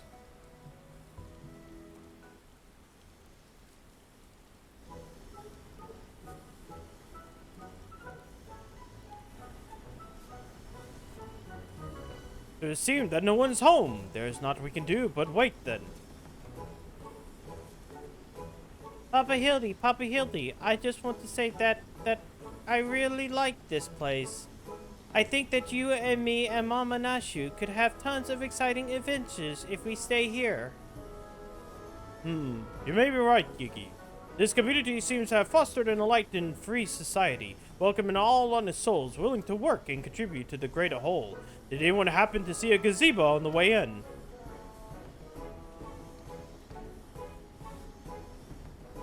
As I leave in... Hildebrand Heliodor Maximilian Mandeville. Could that be? I say, could that be Slowfix Coin Toss? Do you know this goblin, Inspector? I most certainly do. Why, Master Slowfix is my very first employer. While traveling through Thenelin long ago, Gobbyflock was waylaid by Uplander bandits. With no jingly size to pay brass base, we had no way to backtake goods. Until we make busy deal with Gentleman Uplander. That is, with fastness, he finds Uplander bandits and brings them much bangy boom, and returns to goodly Gobby's missing goods and great justice. Henceforth, Slowfix gains new appreciation for Uplanders, but for chance encounter with Gentleman Uplander, he never conceives of egalitarian utopia. One may even call Hildy a founding father of Idleshire, with metaphorical tongue flaps, that is. Oh, if the memory, oh, the memories. It was a near thing for the bandits who were clever enough to see through my ingenious disguise as an innocent milkmaid. But in my haste to escape, I tripped over a barrel of fire sand, and as they say, boom gobby doom. Poor, no busy deals for the wicked. No busy deals indeed. But leaving that delightful antidote aside, ye gods, Master Slowfix, I just look at you and your flock have made on these ruins is making me big eyes. Gobby flock had come a long way since wandering days, but we have not forgotten Gentleman Uplander's kindness. Slowfix is here to offer hand lending. Well, far be it from me to refuse.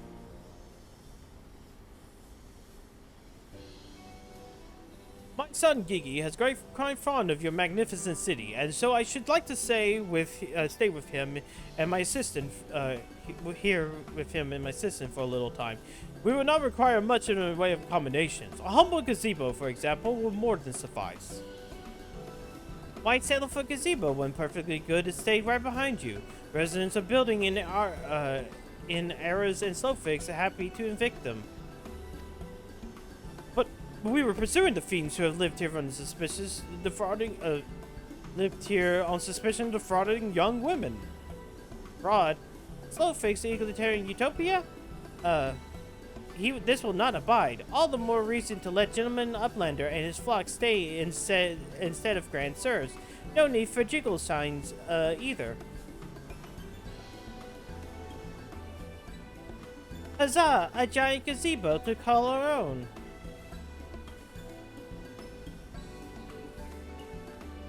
I do not know what to say. Thank you, Master Slowfix. Thank you. No need for teary-eyed tongue flaps. Gobbyflock is possessed a moral obligation to repay Gentleman Uplander for past generosity. Enjoy new gazebo, and good luck with hunt for Grand Sirs.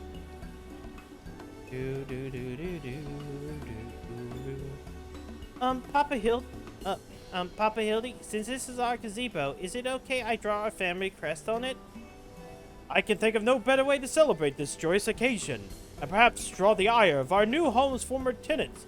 Come, let us go and purchase some paints together. This gazebo shall be your canvas. Now he's gone and got himself a sorting gazebo. Bloody hells if he really thinks I'm gonna let him keep playing on being a father.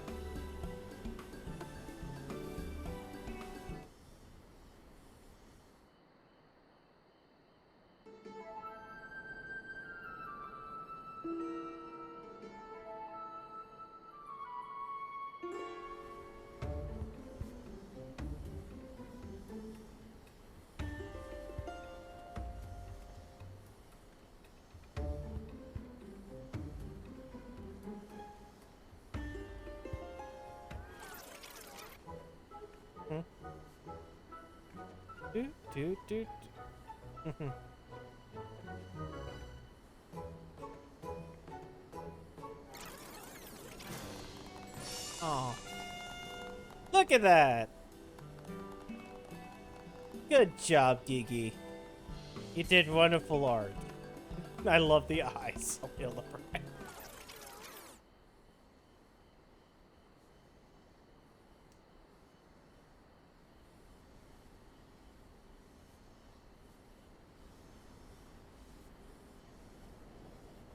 Still no signs of the notorious Grand Sirs. I dare say we're gonna need more paint.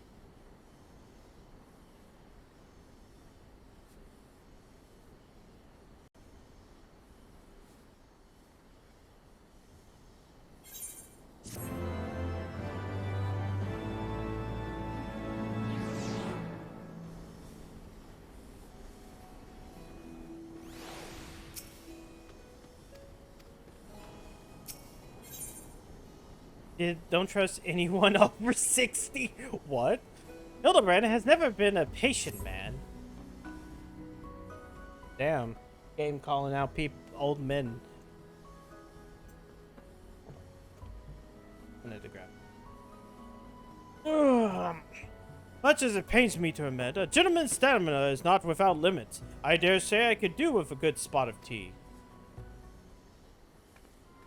Hey, Inspector, is it me or have those two been looking at us for the past few minutes?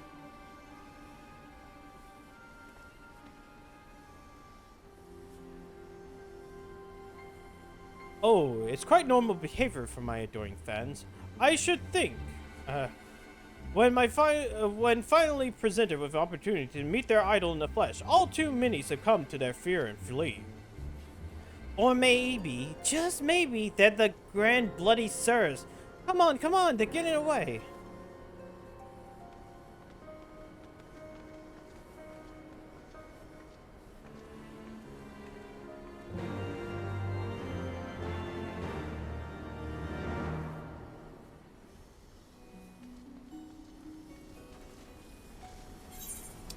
Wait, where are they? Oh, I have to go to. Oh, I'm gonna have to go to the hint. Oh, that's the other thing I don't like about the Heavensward one. Is like, I get it. You gave an Aether point in Idleshire, but the fact that I have to go to Idleshire and then get into the hinterlands also. So, oh God, Gigi. They went that way to the right. I'll catch up with y'all soon. So go.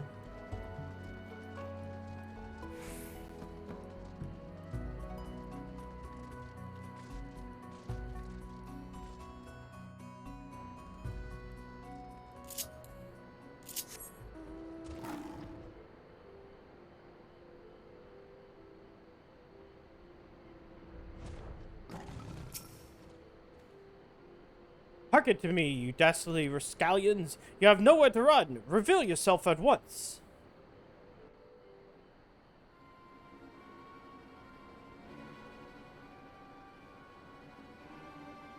I shall not ask you again. Come forth, grand sirs. Name yourself and answer to your misdeeds.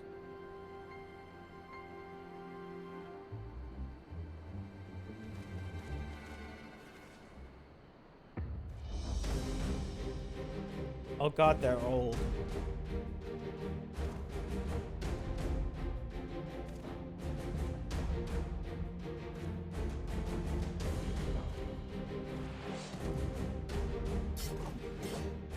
Slay of the thousand worms, the silver spirit is peace of heavens, or land. Master of magic's ancient and awesome, divine hand which have defeated all maladies and served symptoms and continents. Gorn Spart. I'm not doing. I don't want to do an old man voice for this. Grand Sirs Excelsior. I don't know whether to begin to laugh or cry. Mayhap both.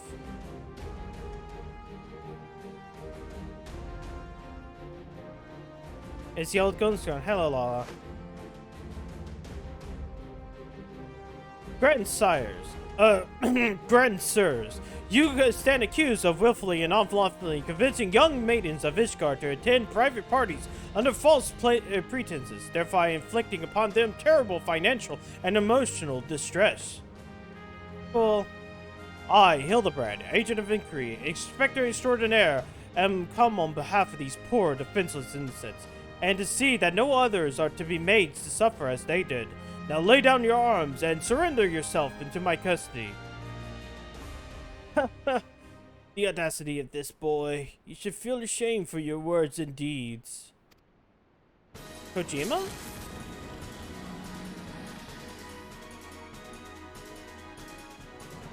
Yay! You will know the day and rue it hard.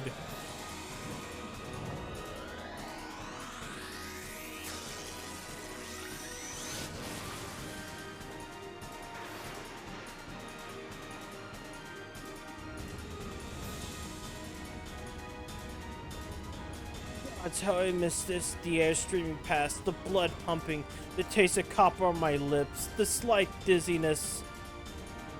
It was on a day like this that we met, wasn't it? And when we soared into those azure skies, we never truly came back down.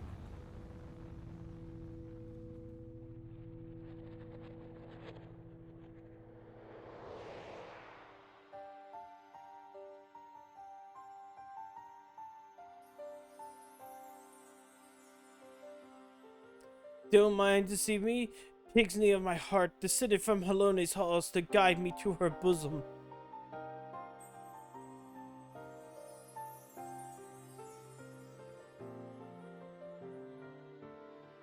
My beloved, my everything, I long have waited for this moment. Take me in your arms and once more lift me higher, higher, higher.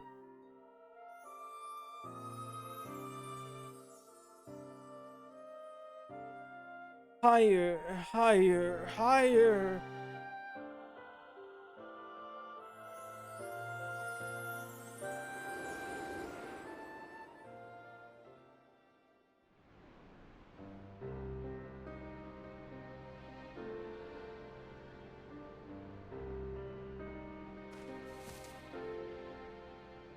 Orland! Orland! Orland!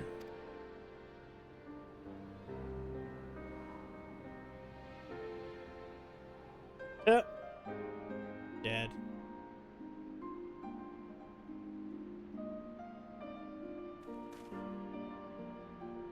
Ah, alas, poor Orland. I knew him not in the slightest, but he seemed a decent man. Chicanery and attempted murder notwithstanding.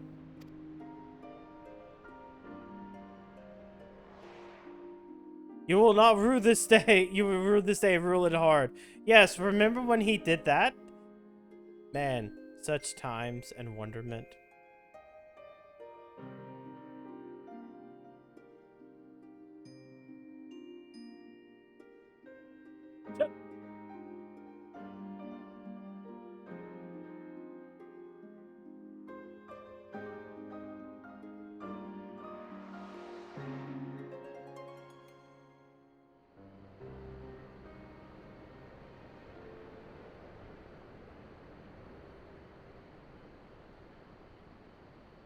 Wait, I've seen this before. All too recently. Yeah, anyway. He was only mostly dead. If the Master of Magic's ancient and awesome here acts with all haste, the man may yet be saved.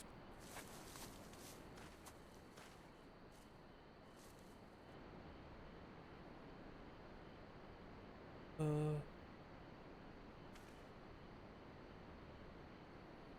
Oh... Oh...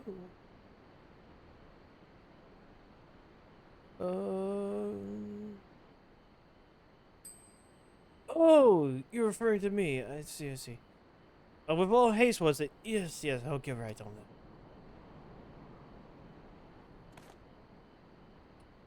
that.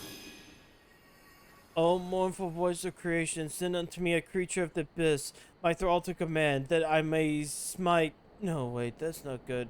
Let me see. Something of a rather less controversial tradition, yes. Something more pep! A vortex of biting winds to rend the flesh and smite my foes.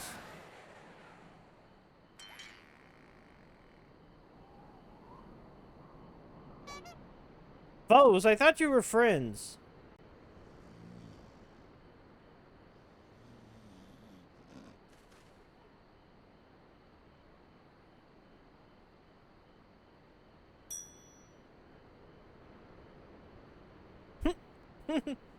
Oh, he's alive.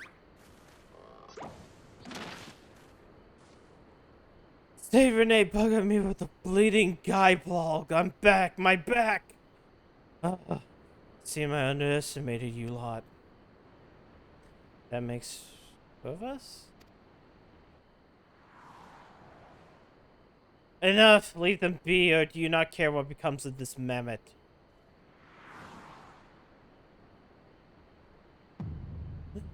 No! Gigi! Gigi! But when? How?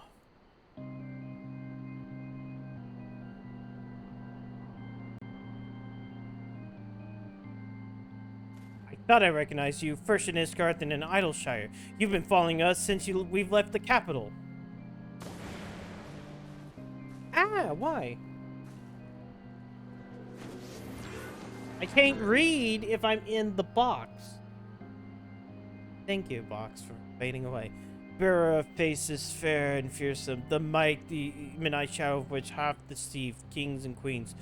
Doris! You can't possibly have been so naive to think we not see through your ridiculous disguises. And yet you are, so effortlessly easily lured into our trap, for which we are most grateful. mind. My companions are hardly cut out for the life of the road. All has been in preparation for this moment. The parties, the petty schemes. From the first, the objective of this grand designs has been this singular mammoth. I swear to you, if you harm Gigi in any way, we have no desire to hurt the boy, but we require his help to reclaim which is rightfully ours, our youth.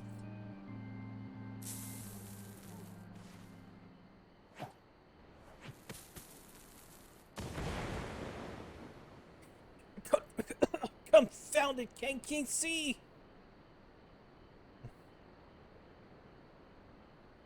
Oh. Well, now you can't drop it anymore. Damn, they're very slowly getting away. Oh shit. Papa Hildy! Gigi! Stay strong, my son. I swear I shall find you.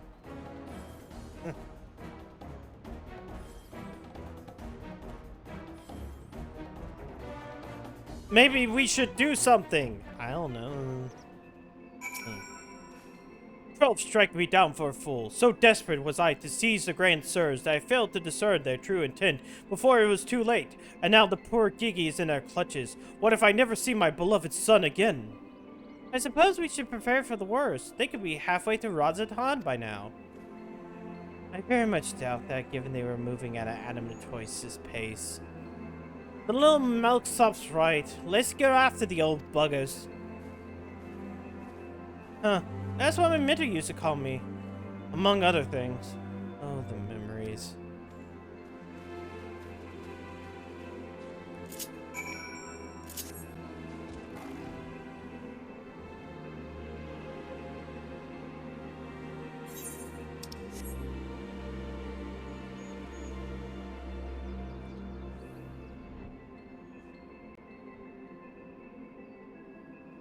Oh boy, they're in front of this fucking place. Oh, there they are. Let's hide in the bushes.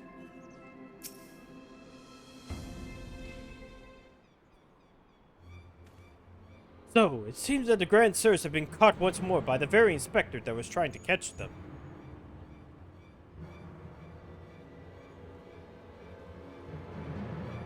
How ironic. How premature.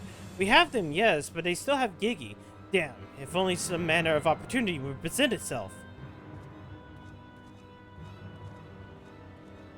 Asking you shall receive, we can ambush the wizened dragoon, taking him hostage and demanding exchange. Inquisitor Sir, you disappoint me. A gentleman cannot condone the violent kidnapping and ransom of his elders. No, no, we shall approach this problem as paragons of honor and virtue. Theresa will stalk and subdue the Grand Sir, then relieve him of his armor. How is that stripping an old man naked more gentlemanly than taking him hostage? Rest assured that I shall reveal all soon enough. Godspeed, Theresa. Godspeed. I shall subdue the old man and strip him. As he takes a piss.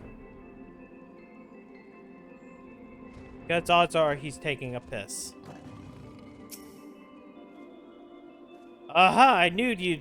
Wait, who are you again? Something awfully familiar about those muscular forearms, those strong yet tender-looking fingers. I say, would you have be so kind to massage my shoulders, young lady? There's a lingering ache, the tension of Gauntspur can't seem to soothe with his magics. Remove my breastplate? Oh, of course, how silly of me. Pray, lend me a hand with its straps.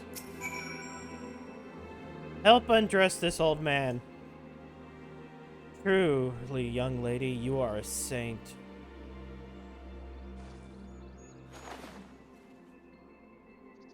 I swear, it's the little things you begin to appreciate. My dear departed wife used to help me with my armor, you know. Right.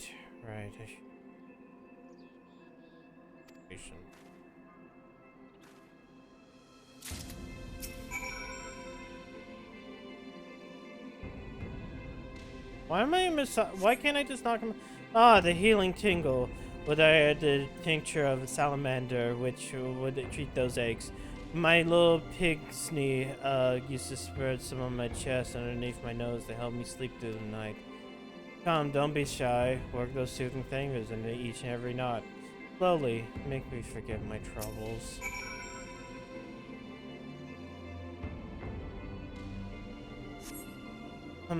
Harder, harder, higher. I close your eyes and dream.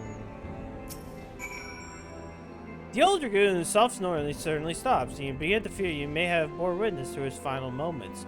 Leaning closer, you extend a hesitant finger, only to stop short when a certain spasm signals his resumption of his labored breathing.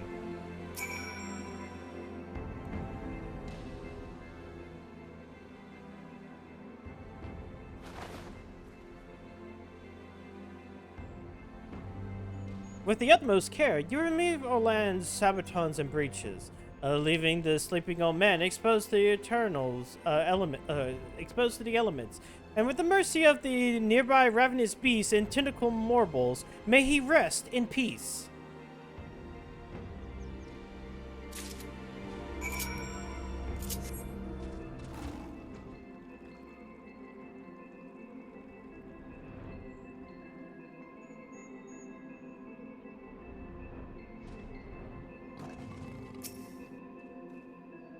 Ah, my stalwart assistant.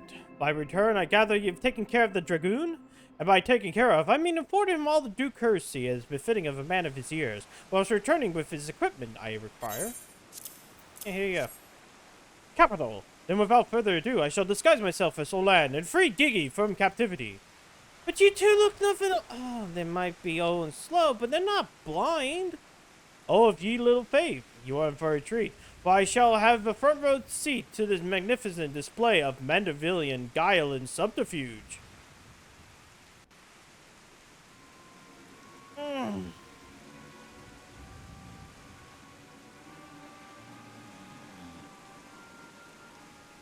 Hey, here's the time for dinner, yeah. We've just ate, you daft bugger. Where the hell's this Orland? I know he's got to take a piss every hour, but damn it, he could at least be quick about it. No.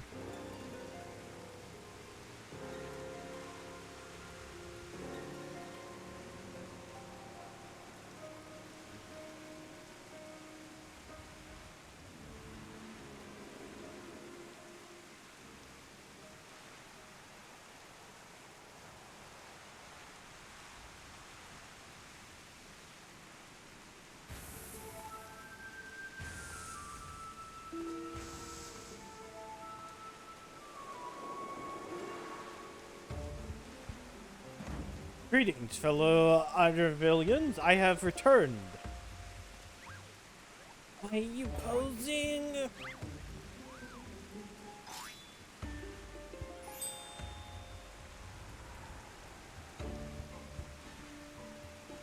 Oh.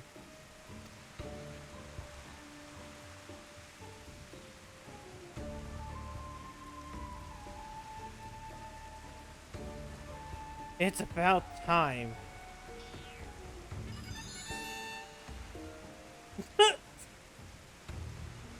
Okay, no, that's bollocks.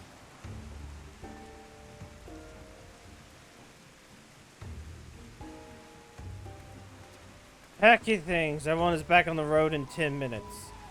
Before we do that, I must first release young Gigi here. 'Tis behavior on becoming a gentleman to keep children in cages.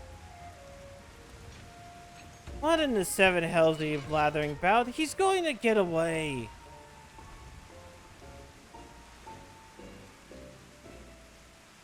No, he will not, see? Still here within my care. Right then. On a completely unrelated note, I shall now take the boy with me on a brief sojourn into the wilderness. Fury, take me, it's working. He's about to walk out of there with Gigi and they won't even try to stop him. So far, so good.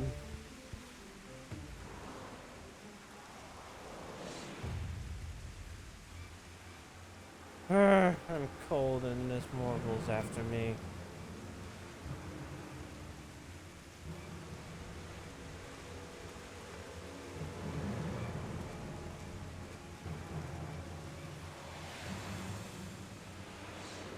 Oh, look, I'm already...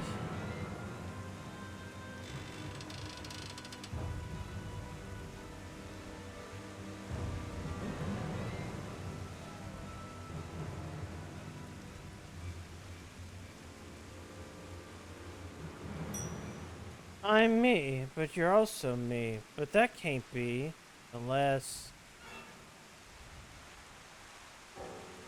This is it. This is the moment my life flashed before my eyes. Oh, my dearest Pixie, we'll be together at last.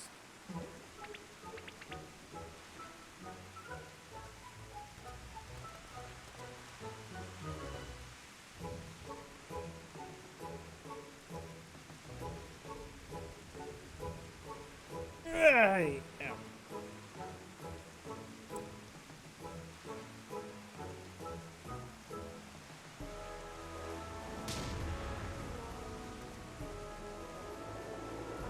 Ah! Oh, the fact that they made...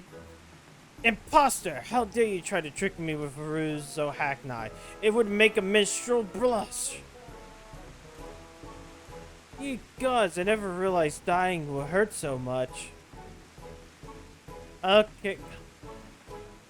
Oh. Now's our chance, Gigi. Come with me.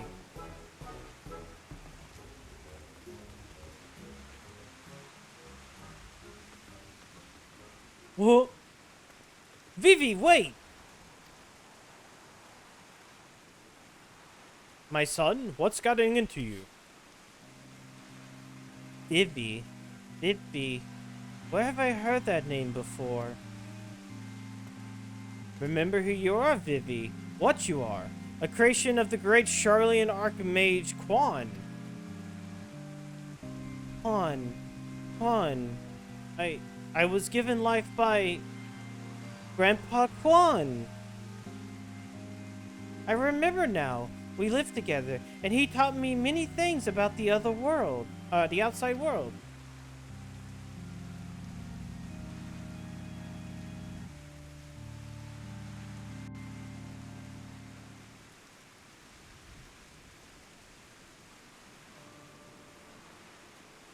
Wait.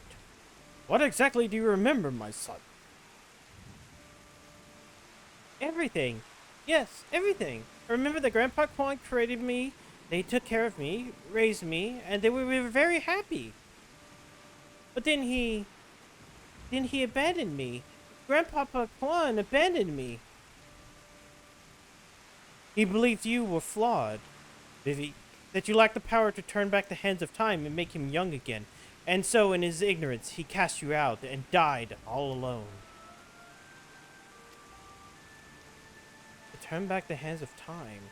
Then what we witnessed with the Crosser with the Duke's priceless vase, that power can be brought to bear on people? But wait, how do you know all of this? You couldn't possibly associate it with this Archmagus Quan.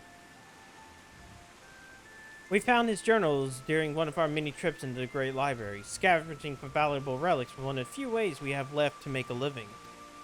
We were famed heroes of the war in our prime, with fortunes amassed, but no soldier has the strength to triumph over time. Before we knew it, the hour of the chief was upon us. Ishgard no longer had need of our services. So we came here to eke out a living, to keep doing what we do best, until our bodies wouldn't let us. Imagine our surprise when we stumbled upon this opportunity of a lifetime. A second lifetime, as it were. A mammoth with the power to take which is broken and restore it to our prime state. Turn back time with its temporal magics and give us our misspent youth. Fury, take me. This is also... I don't even know there was a precedent to determine whether or not this constitutes heresy. We knew where to look, even. With these journals, we determined that the man was somewhere in the Western Highlands. For a second chance, we were within reach. And then we were forced to watch as you imbeciles pulled Vivi from the snow, nearly ruining everything. Vivi, listen to me. Come with us and we can help you unlock your true potential. Just think of what you can accomplish were you to recover your master your magics. Not only can you make us young again, but you may even have the power to restore life to Archmagus Quan. Vivi.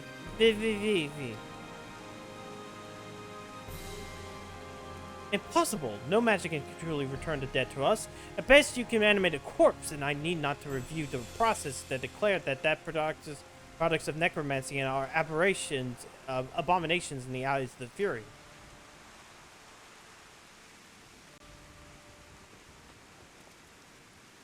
Gigi, wait!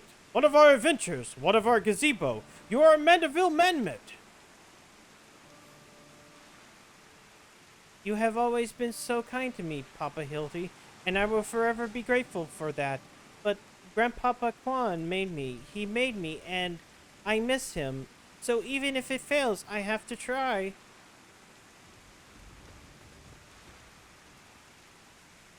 What are you doing? They're getting away! We have to stop them! Mayhap we must respect Gigi's decision.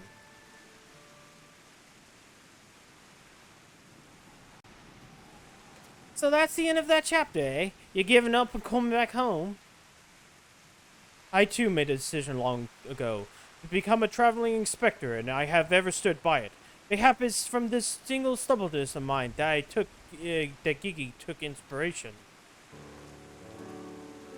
Nay, I cannot abide by it. He is my flesh and blood, my son. I dare not let him use his temporal magic to pervert the natural order.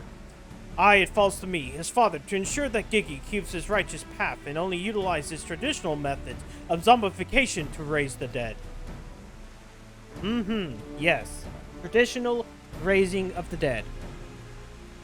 Yeah, it's fine. Inquisitor Seer, I must applaud you for your dedication to your work, and cannot thank you enough for all you have done on our behalf. Yet I fear we must continue as we are. Gigi might be driven to rash action. Therefore, I would ask that you suspend your pursuit of the Grand Sirs for a time, that I might be afforded the opportunity to convince my son to return peacefully. Well, seeing as we can only guess at the full extent of Gigi's powers, it might prove dangerous to act aggressively should he choose to use them. I knew you would understand. Right then, there's no time to waste. Nashu, let us retire to our new gazebo and discuss our plans.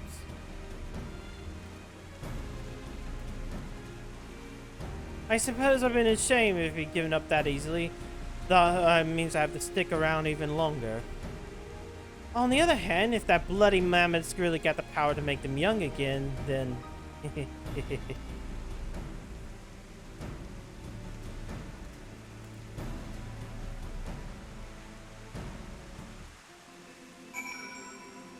Oh, there. I said I suspend my pursuit, and I will, but that doesn't mean I won't continue my investigation to the mammoth and his powers in Ishgard.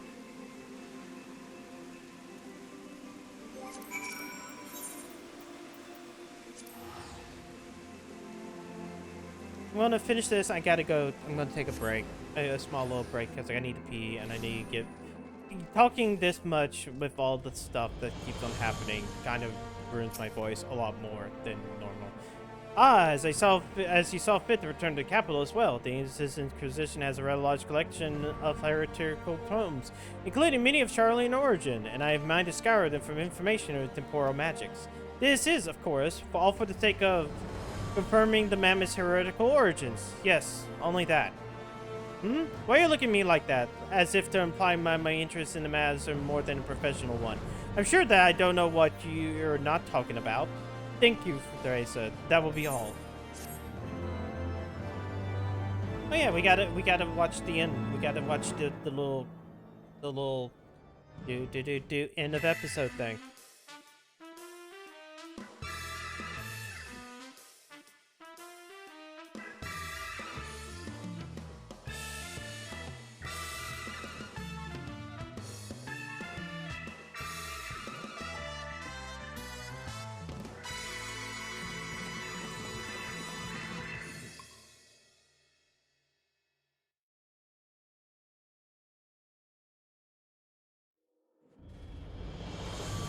Okay, I'm gonna go take a small BRB. I dropped my Pro Controller. Too much things on this chair that I need to deal with. And then it might.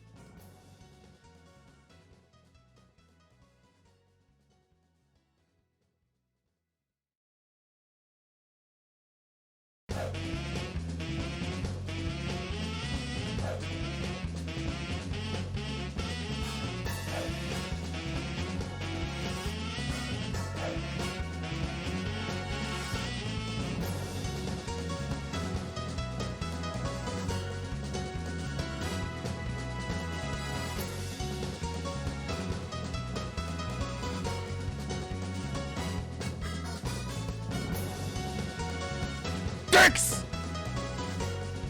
Dicks! Dicks!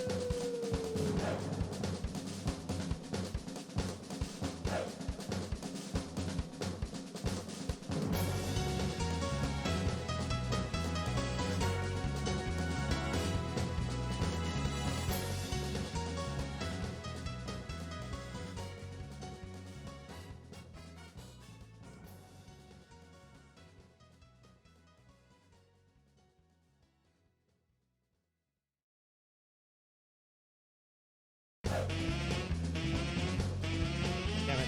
I missed TK doing the triple dicks as I went back. I didn't even get to hear it. I just only now put on the headphones. Oh no. Oh no. Yeah, okay, so one of the things I did, just right quickly, is I went to look up, like, okay, I only have 2 more quests in this one. And before I move on, what I'm going to end up doing is we might do, what would it be? We got to do at least a dungeon. Not from this one, but before we go into the last set. And I'm not sure if I'm going to finish this tonight. Because if I do finish out Hildebrand tonight, that finishes out my weeks of all this. I wanted Hildebrand to be my grand finale because of the Mandeville, or like the weekly Friday Fantasy 14. So I might do the dungeon and then we'll do the other stuff next week. I'm not really sure. I gotta think this through. We gotta see what late time be, because I think next week will just be it. Next week will be the finale of like the weekly Final Fantasy 14 streams. And then what I'm probably gonna end up doing is like Fridays get to be an extra Elden Ring day or something like that. We need to speak, Theresa. I've been scouting the archives for any information regarding temporal magic since the last we spoke, and the results have been rather troubling to say the least. As you may or may not be aware, ancient Alag, portrayed in the Echildrian as a cautionary tale, a great empire brought low by its vanity and hubris. Whoop. Sorry. I'm belching and like the taste of chili is coming back. Oh, I am going to do the Stormblood one. It's like, what I mean is Stormblood might be next week.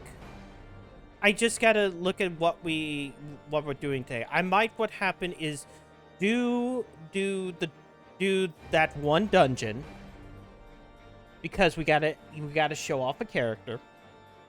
Do the introductory quest and then leave the rest for next week. For Stormblood. However, there's a certain apocryphal text which the Allegans were cast a more sympathetic light, if not outright exalted. It was in these texts I found reference in Poor Magics, once wielded by Allegan mages, said magics can be used to halt or even reverse the temporal state of a given object. If those accounts are to be believed, and if Gigi's abilities in these magics are one and the same, then it may well be possible for him to turn back the hands of time for the Grand Sirs, much as he restored the Duke's priceless vase. That being said, there's no telling how this will work in regards to a living being. Consider, if you will, that the vase was filled with water when before it shattered. Even if the vessel was restored, what would become of its former contents? Would it be filled with water as before, the very same every drop returned, or would it be different water? Or would the water, once spilled, be forever lost? I speak of the soul, my friend, for even if one could use these magics to restore the dead to life, would they be able to be as they were before, with all the same thoughts and memories and feelings? The Grand Sirs are convinced that they can regain their lost youth, and mayhap they can, but the dead who have entered into Halone's halls cannot be returned. They cannot. Yet Gigi is nevertheless resolved to try and resurrect Archmage Quan. Speaking of which, according to some Charlene texts in the archives, Archmage Quan was an accomplished scholar known for his study of the ancient Allegan magics. Further evidence that Gigi's abilities are likely derived from ancient traditions, I suppose. But more importantly, I've learned of the location of Archmage's former residence. Mayhap we should find something interesting there. Something for which can help us persuade Gigi to change his course. I had in mind summoning Inspector Hildebrand and make the journey there together. Would you mind joining us? Excellent, then let us be about our business. I saw you! Heretic!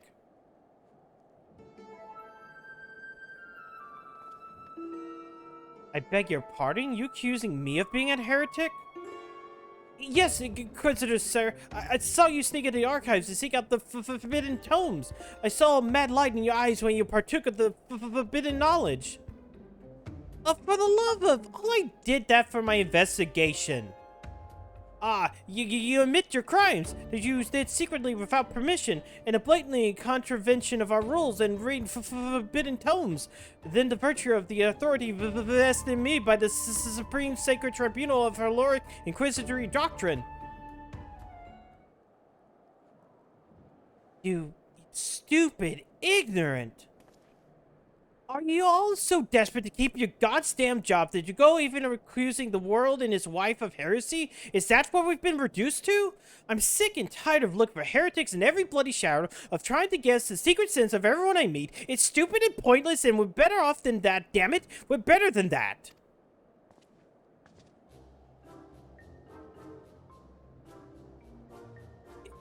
If you will not surrender yourself, then I have no choice to inform my superiors.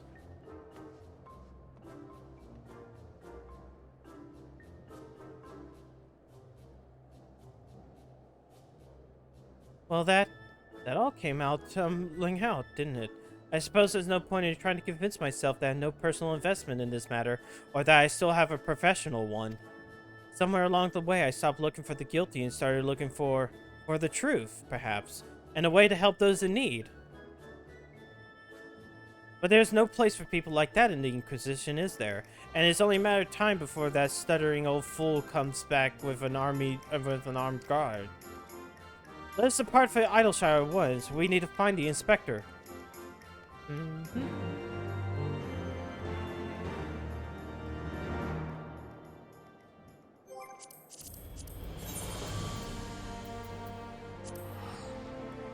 Is that heresy I detect? Yes. I mean, most of what Ishgard was is pure heresy detection. Hey, Torvar. Welcome. We're about to wrap up the Heavensward Hildebrand stuff. And we might just start a dungeon and the first quest in the Stormblood one. But it seemed we arrived too late. Inspector Hildebrand has already gone off on his own to confront the Grand Sirs. They came back briefly to trade Jingleshine for supplies and whatnot. You see, and the Gobby's ears caught them trading tongue flaps about killing dragons in the Forelands. When the inspector learned about it later, he said he had to go after them right away and back take Gigi. He said he had a duty, not as inspector, but as a father. Look at that, he's got no obligations to that bloody marmot, especially one of that chooses to leave its own free will, as I recall. I swear, I turned my back on the boy for one bleeding second and he loses his goddamn mind. I'm afraid that he's trying to do something reckless. Don't you think we should try to find him and offer him hand-lending? I'm rather more concerned about what happened if the Grand Sirs attack, or worse, kill any of Havzagar's brood. Whatever. But first things first, Theresa, would you be so kind to assist Mr. Nashio and Julian in search for the inspector? I will pay a visit to Archmage Quan's abandoned abode in the meantime. Oh, and before you think about refuse, you do not need to fear for safety. Just let us say that a singular experience together has inured me on the harsh realities of, well, reality. Huh. Could it well be the scrawny little shite's finally found his spine?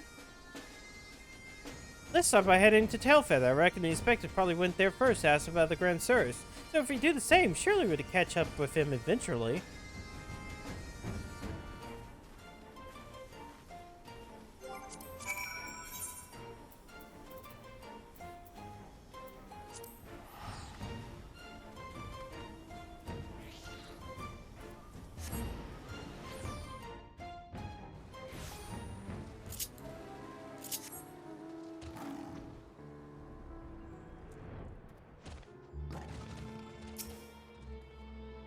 Right then, as I say, we split up and make increases separately. If you learn anything about the Inspector, the Grand Sirs, or Gigi, come and tell me.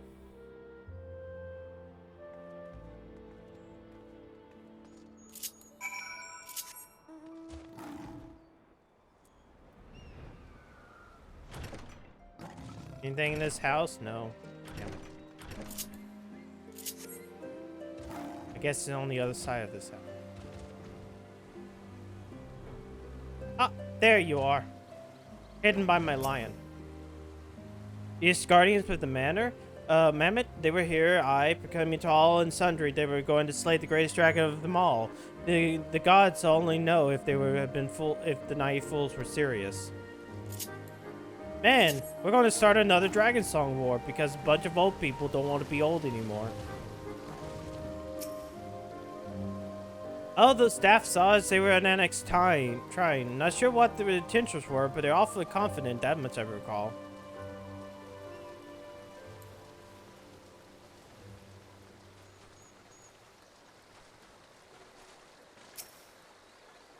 Three Dragon Slayers and a Mammoth? I can't remember if I hadn't seen come through earlier, boasting about how they were off to kill the biggest one yet.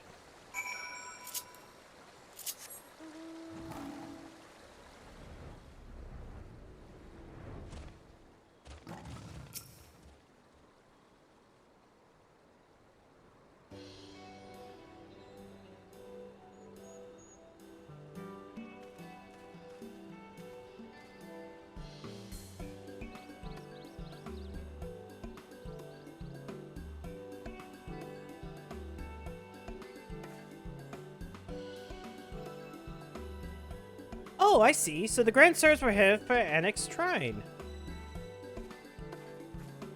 And my dear boy wasn't far behind them either. What are we waiting for? Let's go, let's go!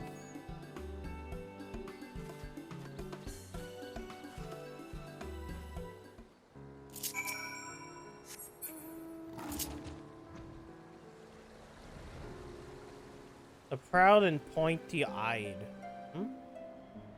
It's fine, it's fine. Fine, it's fine.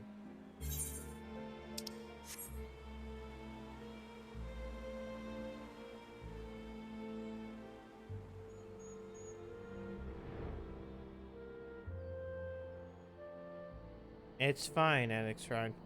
I was talking to my brother yesterday, and I was thinking about like how bad Chocobo GP was and how easy it would to be make an actual Final Fantasy kart racer. And like you could just pull from like a lot of different games. The poor unfortunate soul who bears striking resentment to Olin has been firmly embedded in the earth. Would you look at that? The inspector sure gave him what for. That may be, but where'd the other two get to? Not to mention the mammoth. Why don't we pull him out and ask? Though, having said that, it looks easier said than done. Oh, how silly of me. I'm sure you got more than enough strength to yank him free, right, Theresa? And one of the things I thought of was like, man, there's so many courses you can do in like 14. Oh, that's just Hildebrand. Never mind. Well, I'll be. He's wearing some sort of magic mask that makes him look just like the inspector. Just like that man of 1,000 faces back in Ul'dah. No, that's Hildebrand, all right. There's no fool in a mother's eyes. I say, what trouble has my beloved son got himself into this time? Ah, okay. Hello, Godbird. Why, hello there, Lord Godbird and Inspector Sayre. How did you two end up traveling together? Blind fortune, you might say. I was too far from Tailfeather when night began to fall, but fortunately, Lord Godbird chanced to find me wandering the wilderness. Lord Edmund told me all about his recent trouble with the Grand Sirs, as well as Hildy's investigation. As a father, cannot help to take an interest in his son's affairs, can he? As for me, I was eager to share with you my latest findings, namely our Mage's Quant's research notes. I haven't slept like that since I was buried in a lich yard.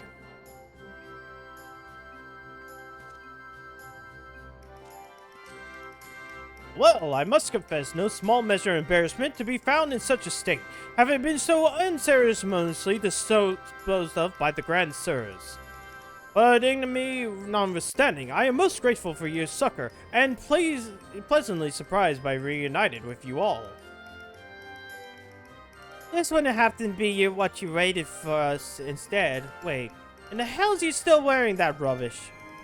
An impenetrable disguise is essential when consorting with criminal elements. Alas, it seems the Grand Sirs have gotten more perceptive in their newfound youth. Wait, did you say they already regained their youth? What about Gigi? Did you see him? Was he behaving strangely? Now that you mention it, his warm, sorrowful eyes have rather more pointy than I remember. By the Fury, not pointy. According to Archmage's Quan's notes, that's a sign of Gigi's using too much magic. If he carries out like that, his aether would be expended. He'll end up not more than an empty husk. That is terrible news. We must catch up to the Grand Sirs at once. Did you know where they're heading? All I heard was they were keen to slay dragons. They were bound for the Churning Mist, to a place called Zenith, to kill the great worm named Nidhogg. I've already killed Nidhogg. Twice. Really? That all happened? Huh. I meant the other one, Hellsinger. What was that about Chocobo GP? Oh, you didn't see it last night? I have a VOD. Chocobo GP is bad. Bad. When your main menu is basically a phone game menu, that's a bad sign. Game has a battle pass and microtransactions.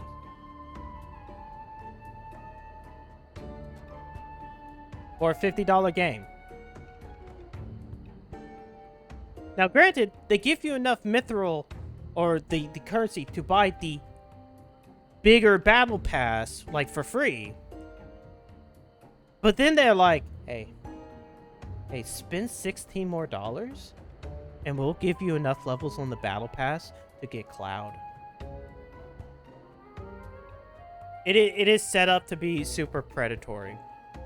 Oh, and most of the characters are unlocked through the story mode, but, like, most of the story mode is just you run into either a summon or a Final Fantasy character like Terra, and all that Terra does is say their lines from Final Fantasy VI. Oh yeah, no, they legitimately, and I did not know what the free version even had. But then Schnitzel showed me a Kame Pam's, I believe, a video, and it's legitimately you're only allowed to do local multiplayer or the Chocobo GP mode, which is the tournament mode. I think it's like maybe like the prologue of the story, and you only have the 3 characters that you unlock at the beginning. Even though there are, like, 25-ish characters? Most of them unlock through story mode, but then some of them only get unlocked through the shop. So you'll go through the story mode, and it'll say Ifrit, but it will say now they're available in the store, and you have to go to the store and spend tickets to buy them. Granted, the tickets don't require money, but why can't I just unlock them? Why do I have to go through an extra step when you're already giving me Terra and Vivi and Steiner? It sounds like it. It's weird. Like, it's a weird type of trying to add mobile elements to a game that doesn't need mobile elements in it. Like, it feels more predatory than CTR did, where CTR, like, I'm very kind of, I'll give like Crash Team Racing as much rope as it needs. I'm that much of an I guess asshole or idiot. But I'm like, CTR had a lot of free stuff. Like, they didn't pay for any of the DLC. The problem was that you use your currency to unlock even the new characters. And you earned your currency through racing and stuff like that. But then the game was also like, hey, you can buy that currency. Which is scummy, but like, I never felt like playing CTR, the PlayStation 4 one, that like it was truly necessary.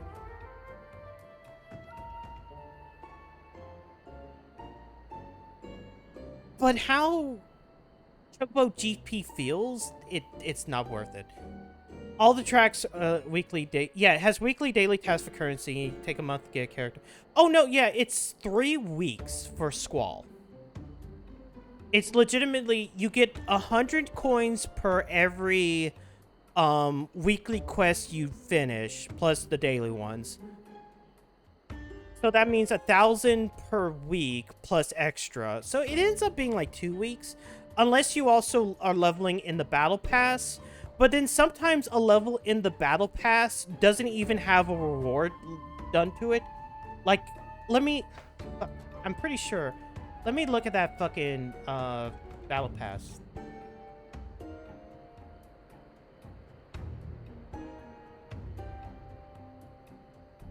I want to see this fucking... I want to see what does this Battle Pass... Because... I get us $60 games. Everybody's bitching. I just want to show the image of the Battle Pass. Here.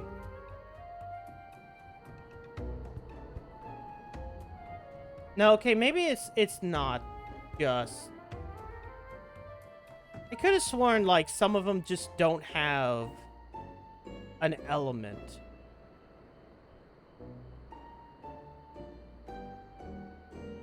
But yeah, it would take a while to unlock Squall or something. And Cloud. Or you could pay like an extra $16 and unlock Cloud right away. But then you still have to do work to get all of his like cars and stuff like that. It's needlessly dumb. And the fact that like they're giving this pass away for essentially free. And but only this one and not the rest means that like any other new characters that was to be added in the game would probably have to go onto that Battle Pass. So you would be constantly in that FOMO state of, well, new characters here, I need to go grind for them because they'll just go away. Which is not something that would ever happen in a normal game. So it's predatory. A little boxer. No, I think I know what you're talking about, but I haven't played it. That's what I mean. It's like there are so many other better kart games. Hell, I could boot up like fucking Garfield Kart and it's just better.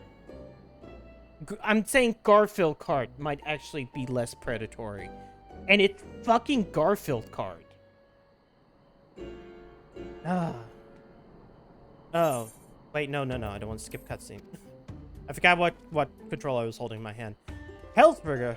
Oh, Fury, take me. What could they possibly hope to achieve? Oh yeah, we were right at the end of this one. It's bad. Don't buy it. Don't do anything. I said that like this game, like I was being kind of like mean, like slightly mean. When it was like, you know, the game is not going to exist in a week because Nintendo smothered it with the Mario Kart DLC, which comes out a week from today. Which maybe if I finish up things fast enough, we'll go into the Mario Kart DLC next week. I was being mean-ish. But now I'm like, fucking Nintendo did the right thing. It smothered it in the crib for the right reasons. Hell, I'll even say it like this. If you have PlayStation Plus right this second, if you have the multiplayer thing, Team Sonic Racing is free. That's a better kart game. I am disappointed in Team Sonic Racing because it's not another Transformed. It's just Sonic. But it's still a better kart racer.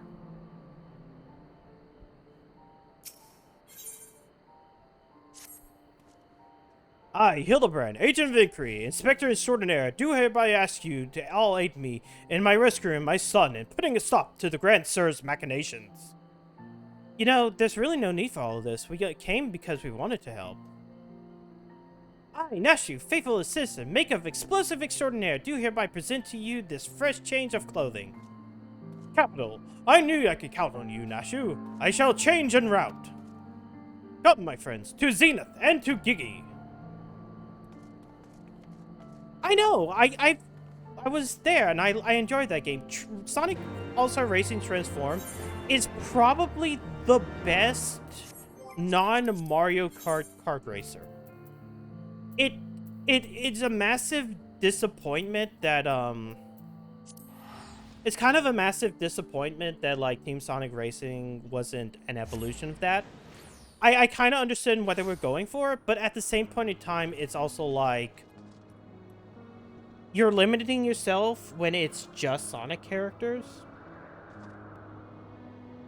When, like, one of the things that I love about All-Star Racing Transform is that it's a celebration of Sega. And, like the first one is alright. Transformed is immaculate. Because it's Skies of Arcadia, Golden Axe, Jet Set Radio, Monkey Ball, fucking, Burning Rangers has a track. Of course, there's Sonic, and there's a couple other ones. Garfield calls a band on Garfield. Shush, TK, no. Granted, I do have a copy of Garfield card, but... Oh, you can. If you do that, Lala, you're just going to be limited to the tournament mode. I mean, you could try it. No underwater, but, like, don't buy it at all. Make ready, my friends. The final battle with the Grand Sirs is at hand. This seemed my wounds were more serious than I thought. I fear I'm no condition to confront our foes. There is but one thing that could restore me to my former indomitable self. Don't you worry, I got some salamander oil right here. Shall Mummy give you her baby boy a massage? Oh, my dearest Mummy, mother dearest, I will not impose upon you, not when my ever-loyal associate, Theresa, stands at the ready to minister my muscles. Don't tell me you're embarrassed, let Mummy take care of little Hildy's hurts. My dear wife, I know you mean well, but Theresa handle it. There is a bond which transcends time and space and personal boundaries. I think that is either Mod Nation Racers or is the Sackboy racing game. I forget which one. I do know that there's two of those that Sony made. There's Mod Nation and there's the Sackboy game. Or maybe those are one and the same, but yeah. If that's the way of it, I'm counting on you, Theresa. Here's the salamander oil. Let us brook no further delay. Come, my friend, coat my body in oil, as you have done many a time before. Why do you hesitate? Have you not done this time and time again? Oil me up, woman! Ooh, how it soothes my aches and pains. Quickly now, knead it into my flesh. Knead as you've never kneaded before.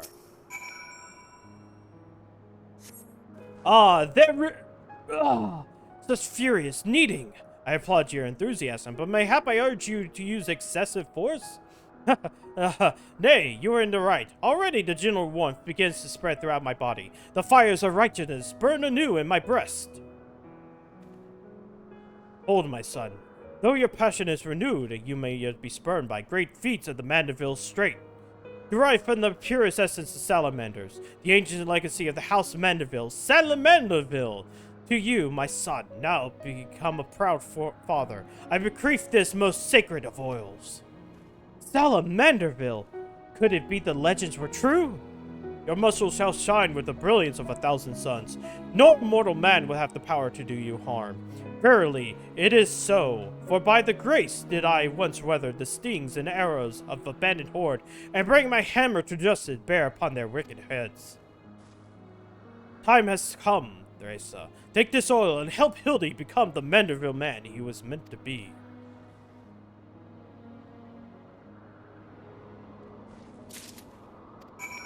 I am ready for my final oiling, Theresa.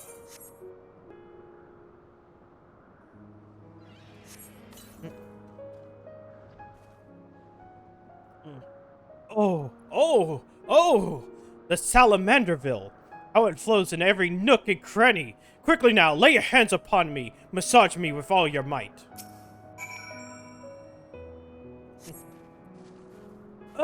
Yes! That's the spirit! I can feel it building and rising!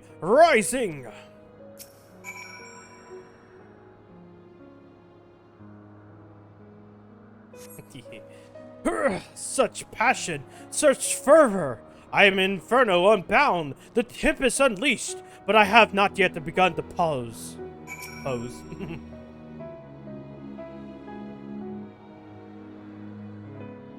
Massage Hildebrand once more, with feeling.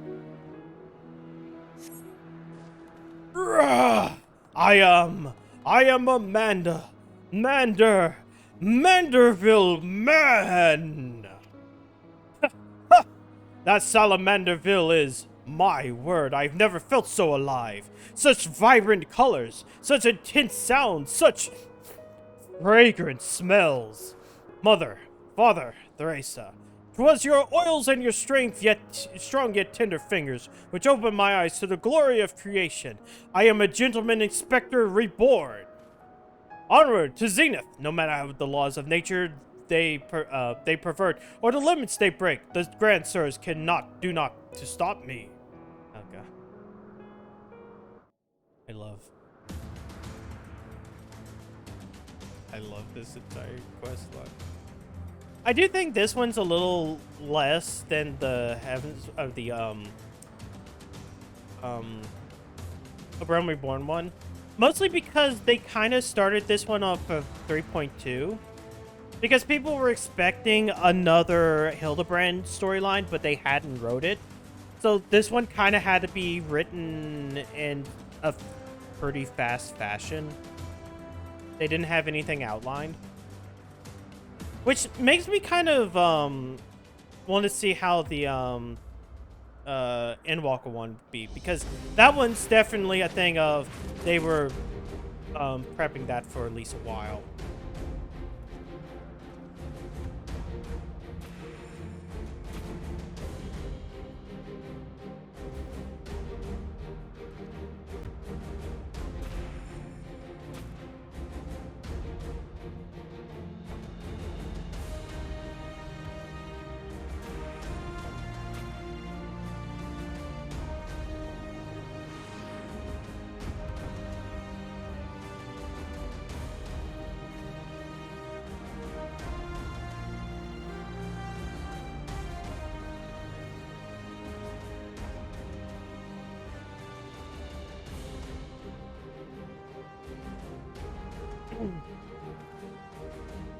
Grand sirs, I have come for my son.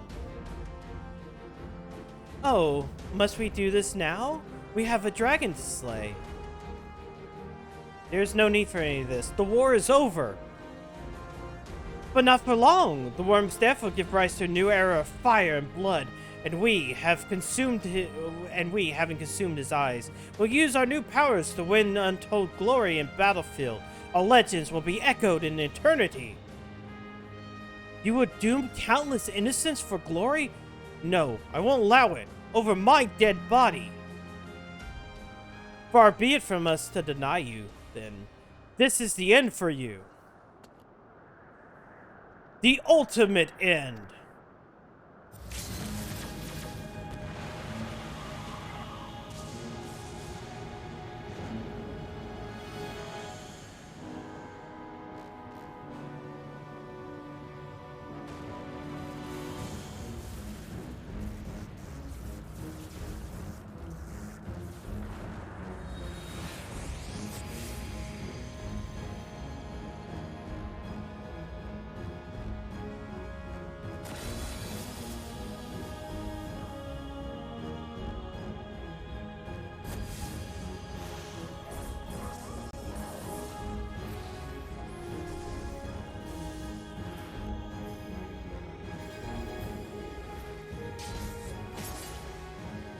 I like how they're trying to do Knights of the Round. Or they are kind of just doing it. But it's like they have to do 3.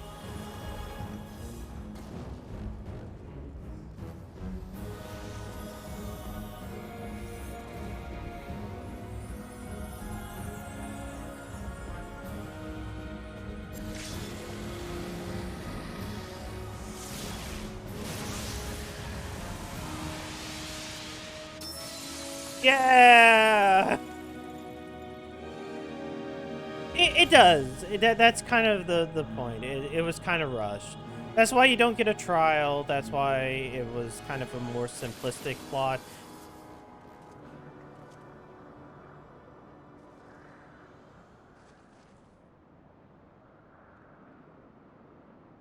Oh no. Hildebrand is dead.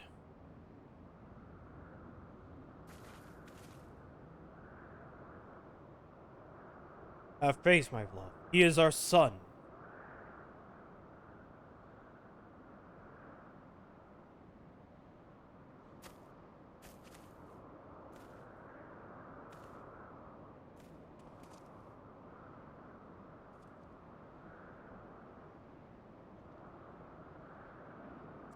Gigi, my beautiful boy, pray do not look upon me with such pointy eyes. Let us, Papa Hildy, take you home to our gazebo.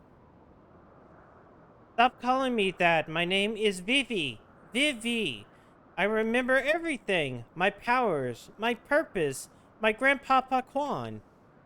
I made them young again, but it's not enough. I need more. More. I need the worm's eyes, and then I can finally bring him back. I'm sorry, Gigi, but no, you cannot. Grandpapa Quan is gone. He's right, Gigi. Mayhap you can restore his corporeal form and breathe life into it, but his soul, what makes him your grandpa, will forever be beyond your reach. That's not true. I can restore everything to its ideal form, to the way that it should, even Grandpapa Quan, even you, Papa Hildy. Please, Gigi, you have to stop. If you keep using your powers, you'll die.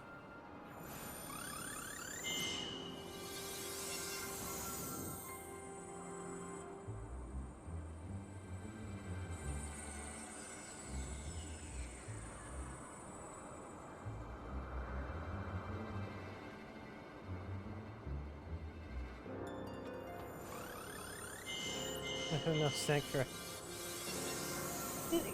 Kind of. It's like, like the soul is in the ether or the life stream, so even if you resurrect the body, you cannot pull the soul back. I don't understand. The clothes are still dirty and tattered.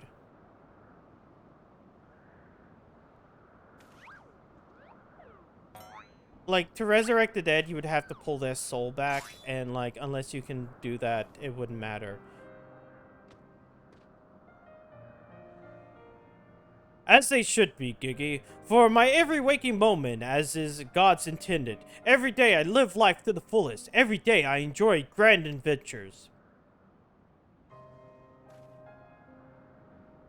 I found your grandpa's research notes. What he gave you wasn't the power to make things the way they were.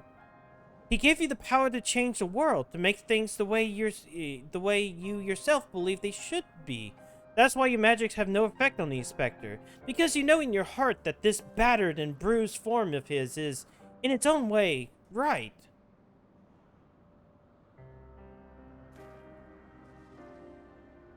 My thoughts exactly, Inquisitor Seer. And is for this same self-reason that you were unable to make the Grand Master Quan younger.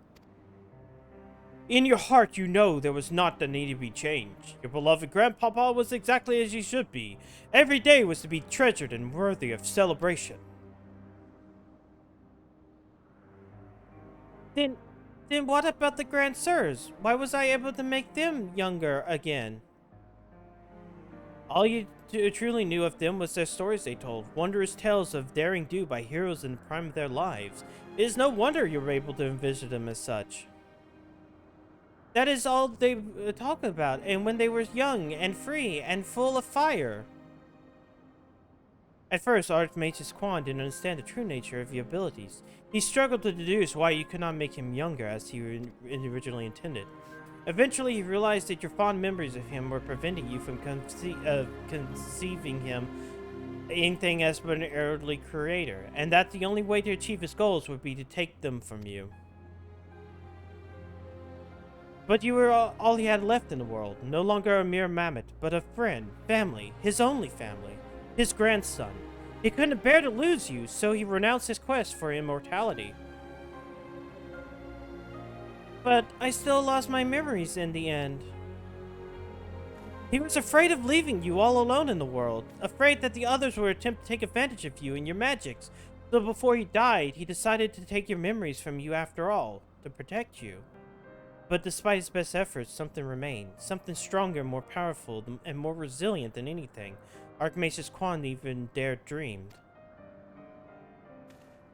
You were never broken, Gigi. You were never abandoned. All he wanted was to set you free. Free? Free to do what? Whatever you like, Gigi. Don't you see? That was his final gift to you. A new life. A new story of all of your own.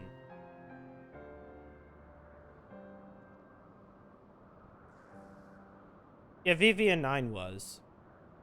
This has been very, very touching, but we're not getting any younger. Well, you aren't in any way.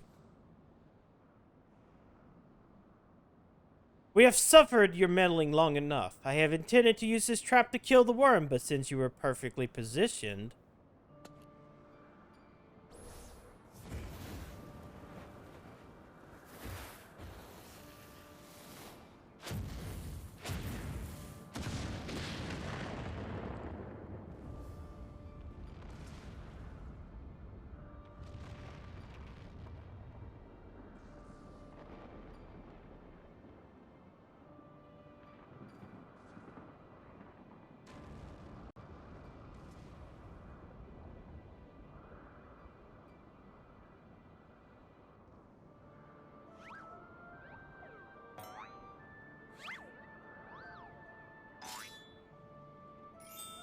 Eh.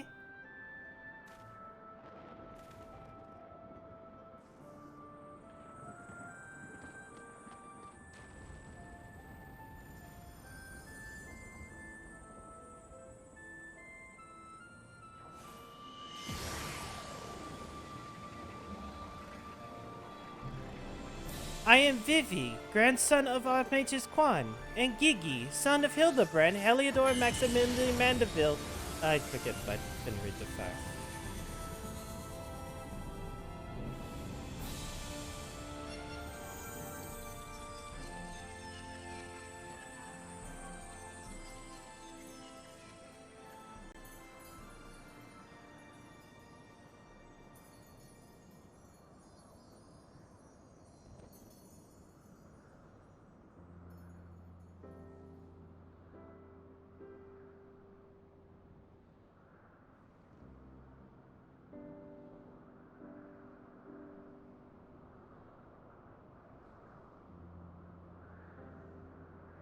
Even I am asleep.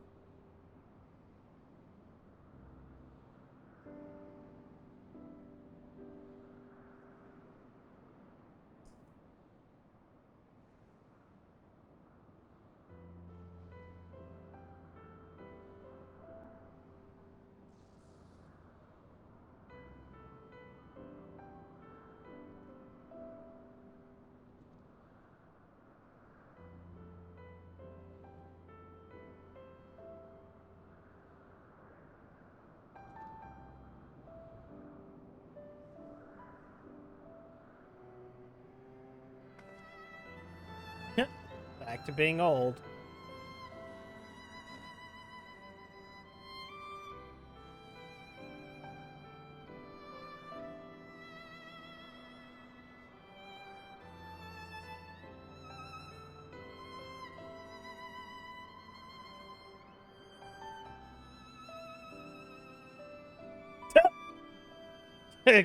That's how I remember Godbert, naked as hell can be, and Julian being mad as fuck.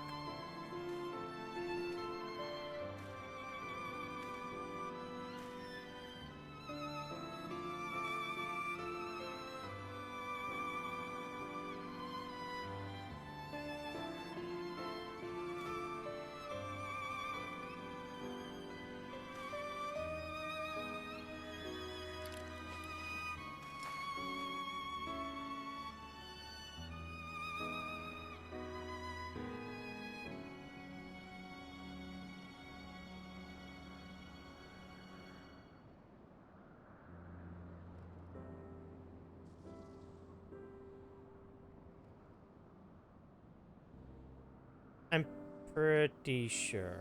I both will see in this.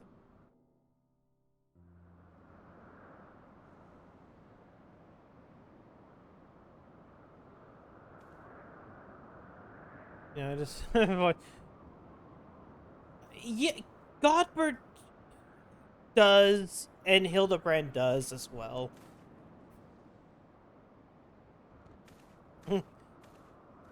Godbert's even in the story, so like main scenario. You know, it's like it never happened. With the last of his strength, he turned back the hands of time. Not for just pillars, but for all of us. He made us all as we once were, as we were meant to be. After all that gallivanting and all the bugger, what about my misspent youth? I was not meant to be this bloody old. Such a fine day. Never have I squatted in such perfect form. I may have reached my physical peak.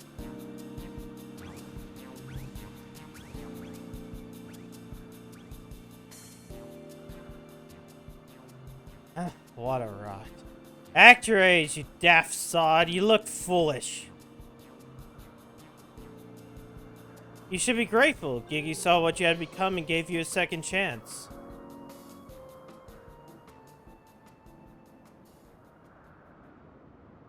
That was our second chance to relive our glory days.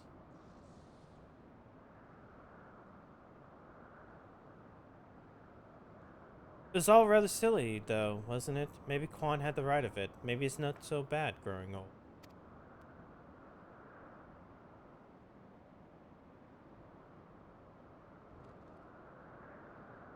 I was a coward when I was young, but now that I'm old, I'm not afraid to say things like, I love you, Doris.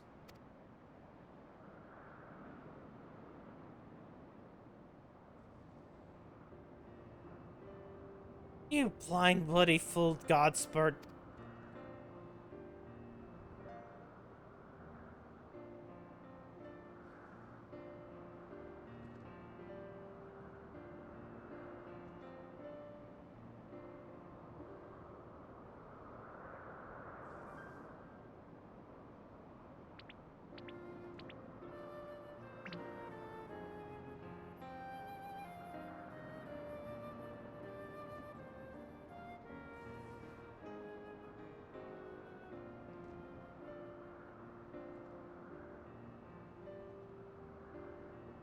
I say, am I dead again?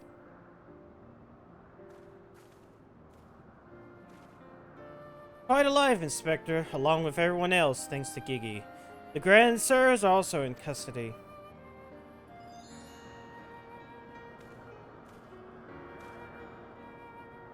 Ha ha ha! That's my boy. Where's the little tyke anyway?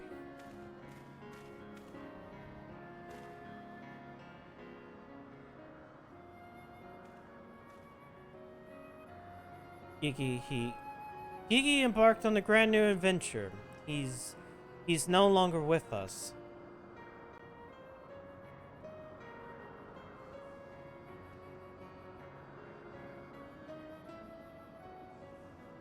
I see. If that's what he wanted, then And I could not be happier for him. I'm sure Archmagus Quan would feel the same way. What do we do now, Inspector?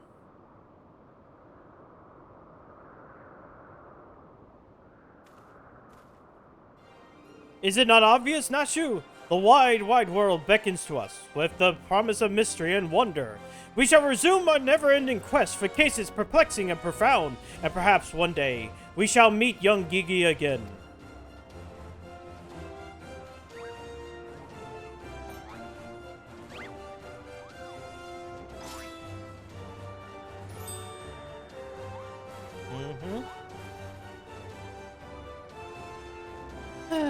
Hate to admit it, but this whole mess got me thinking that maybe it wouldn't be so bad if I really did have a grandson.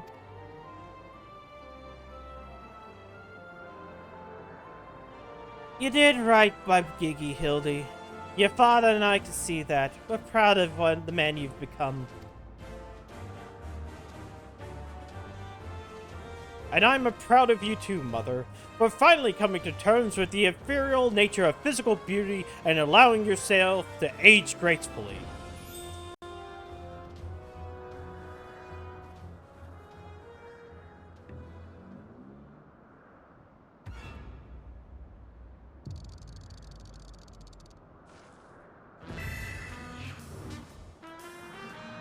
Gracefully, was it? Oh. I fear we may have been had a failure to communicate. Yeah. Hey, Sean. It's going great. We're finished up with the Heavisward Hildebrand quest. Now you fucked up. Now you fucked up. Now you fucked up. Now you fucked up. Now you fucked up. Now you have fucked up. There he goes again. Wait for me, Inspector. Wait.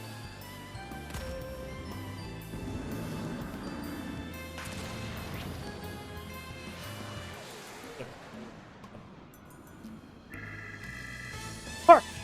What is this curious light I spy in the eastern skies? And this oh so familiar scent which fills my nostrils. Do I smell a case? Worry not for me, my friends. Wherever the wrong want for succor, I, Hildebrand, shall be there, till we meet again!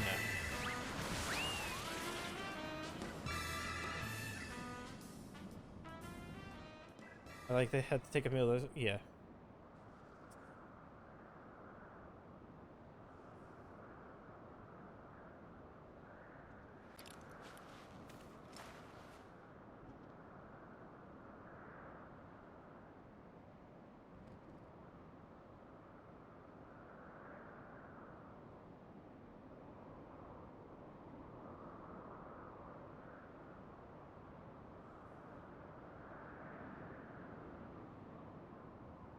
I say, you do know that as long as the core remains intact, little Gigi is not actually dead.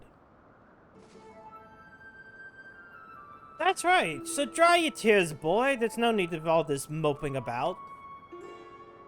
He has fallen into a dormant state because he used up all of his ether. His core will gradually recharge as it draws upon the ambient ether, and in time he'll awaken in his torpor. I shall tend to the child for now.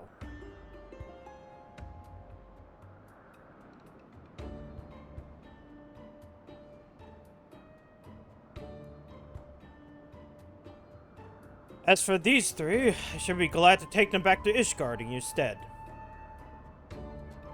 A most generous offer, my lord, but hardly necessary. After all, it is my duty to bring them to justice. Oh, yes, it was my duty. After everything I've said to the young Inquisitor, I can't go back to Ishgard. They'll tuck me in a jail and throw away the key if they don't kill me outright. So you go to Eisenstein and live with Hildy's gazebo. Someone ought to look after it while he's away, no? That doesn't sound all that bad, actually. Full glad I accept your offer.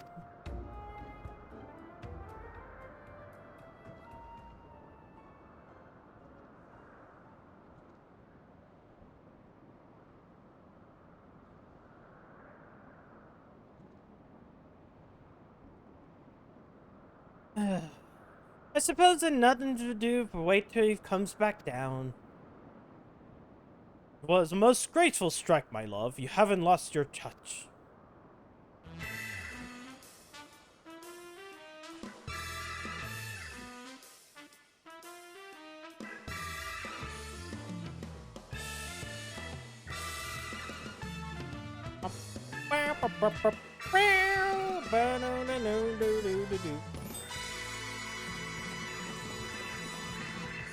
Wait, you can't do that? That means Hildebrand's dead.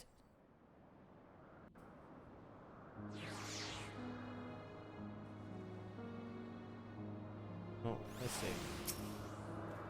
I suppose there's nothing for us to do but leave the grand service of Lord Guardbird and for me to see and inspect Hildebrand's gazebo. I'd like to thank you for everything you've done. If you found yourself in Idleshire, come see me. There's a few arrangements that I need to make, but I can't imagine that would take long for me to be settled in. Thank you, my friend. Until we meet again.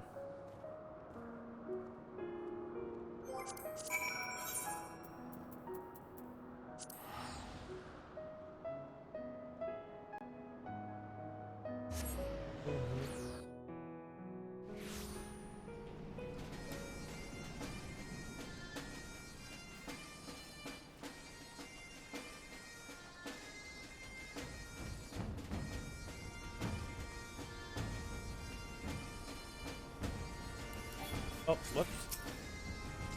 And then I accidentally cut him too. It wouldn't be a stream. Looking back on the course I've run, it's not hard not to think that I was the man. It's hard not to think of the man I was and feel ashamed. Before I took on this case, I'd only left the capital a handful of times. The rubbish I believed, the facts I considered unsaleable. Fury, take me! What a fool I was. If I hadn't met you and the inspector and Gigi, I would never realize how much I've come to hate my job.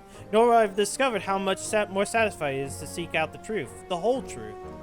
One might say that getting labeled a heretic and having to flee Ishgard is the best thing that could ever happen to me. After all, I'm free to start a new life here in Idleshire as a consulting inspector. But enough of that. There's someone I'd like to meet.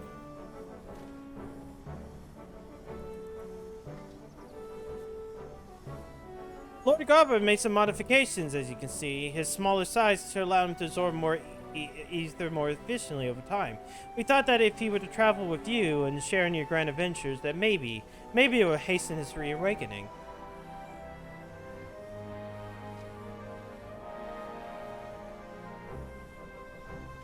Evening, Fraggy.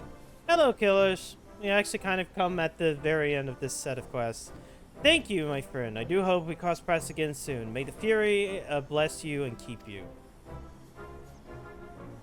We had an entire thing where a little mammoth that was named Gigi, which is actually Vivi, or it's actually named Vivi, you know, had a weird little existential crisis. But he didn't just sit back and spout fucking lines from his game.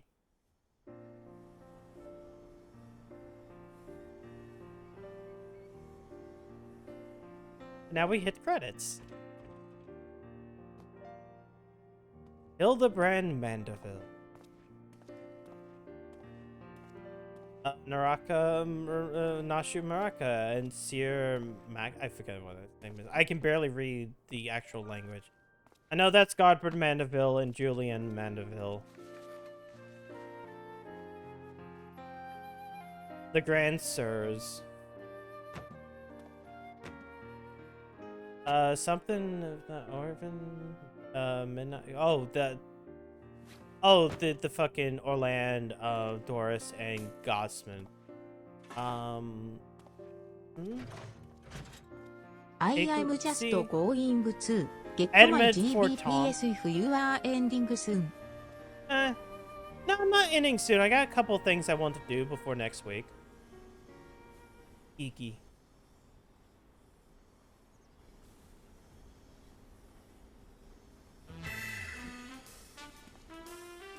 What? Huh?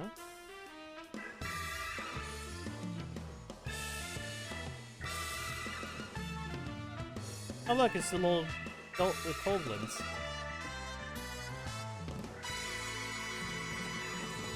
Hildebrand will return?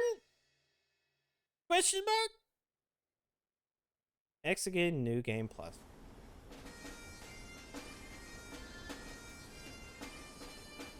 Of course, this is still here. I don't think Sierra's out here. Anyways, before we start the next one, we need to do a dungeon. It's important that we might do this dungeon.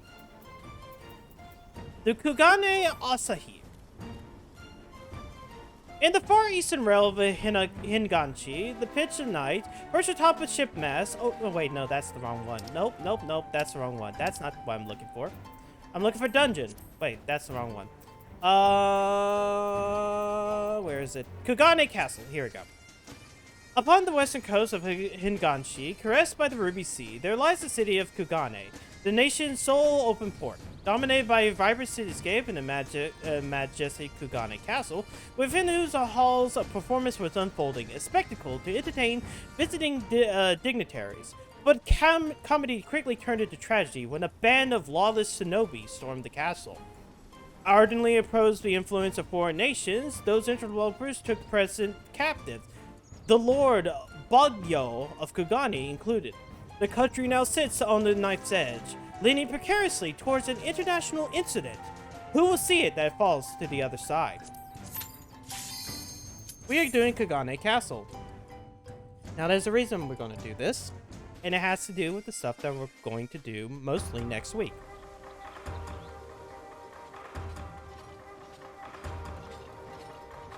Now I know I can solo this because I've actually have tested soloing this.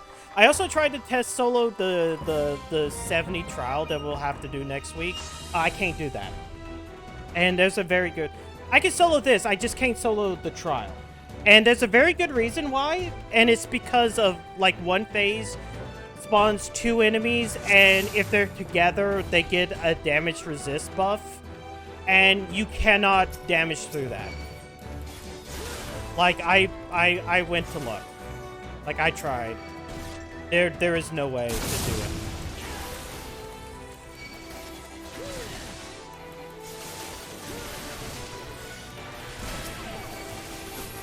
But I can definitely do this solo. It's actually a really easy dungeon to solo. Well, maybe that other point.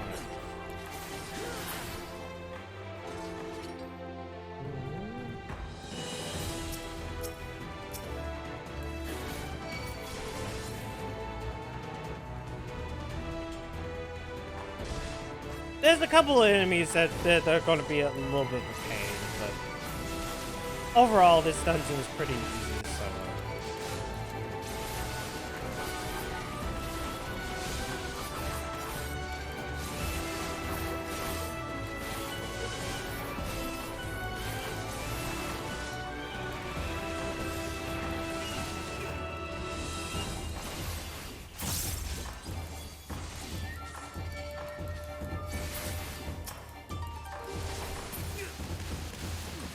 Ninjas everywhere.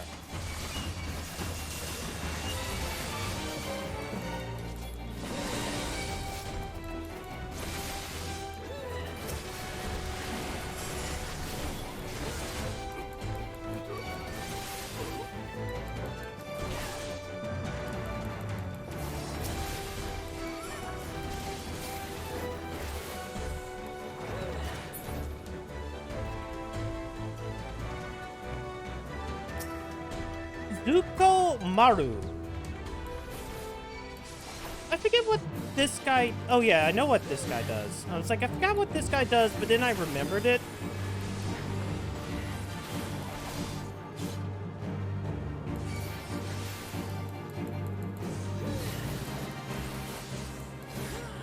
His primary thing is these motherfuckers.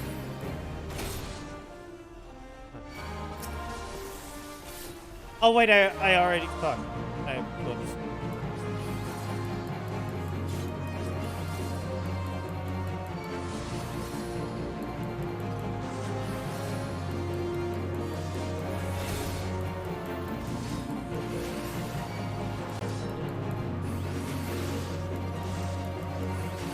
Ah, why? Why water?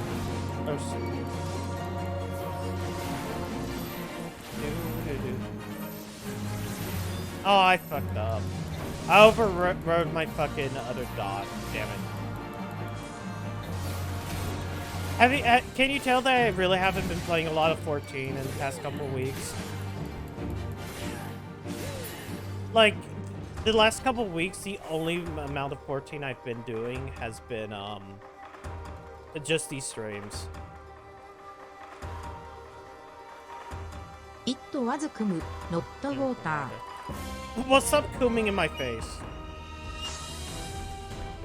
Hanmaru Manor. Damn. I had to clear my throat. Big ninja.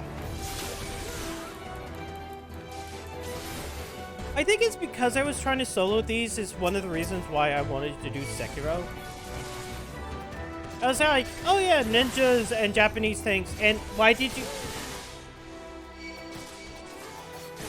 Good thing I only have to push 2 buttons right this second. Fucking dumping a bucket of food.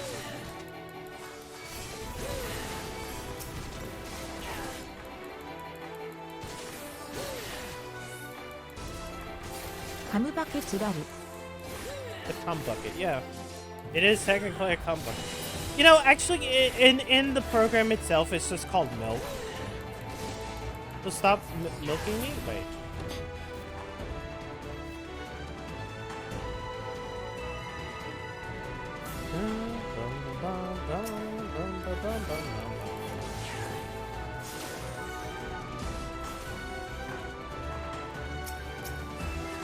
Ah!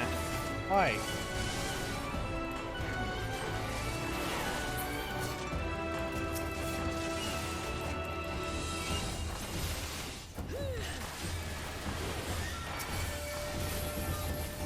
That is...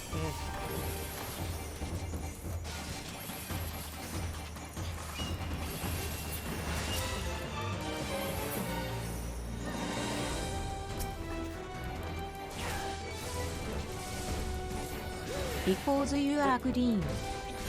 Ew, that's racist. Wait. That's pretty racist if you're doing it just getting me because I'm green. Damn, I can't believe Killers is being racist. Oh hey, it's this guy's from Final Fantasy VI that we did the other night. That kept on charming the fuck out of me. Oh, also, I am pretty prepared for doing the stream on Sunday. With 14, or not 46. Dojin Maru. Blue and yellow lizards elevator. Damn.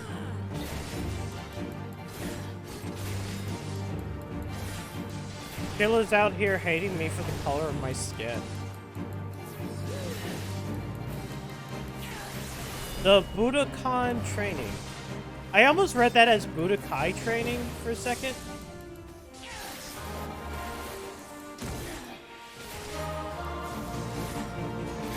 Yes, though.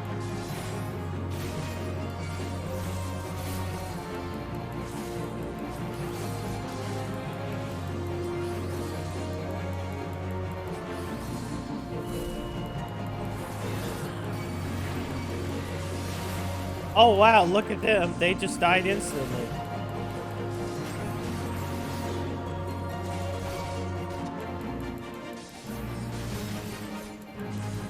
You know, the fun part about, like, doing 70 dungeons solo is that, like, at least you get to see their abilities.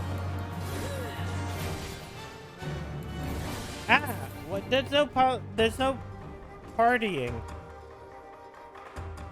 We haven't even got to the final boss of this dungeon.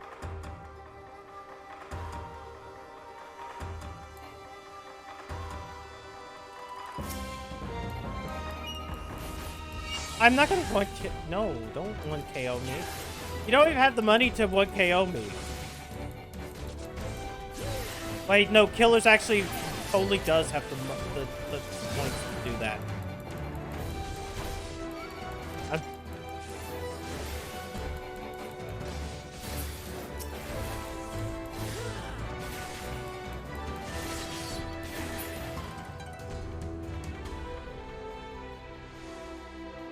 don't. No, I don't. I wasted. Ha! Ha ha ha! You wasted. You know, the other way of, like, one-hit KO... Well, it's not one-hit KO. If y'all just start spamming, the fucking, like, throw buttons, you could also one-hit KO me, like, KO me from that, but it takes a while. Why would...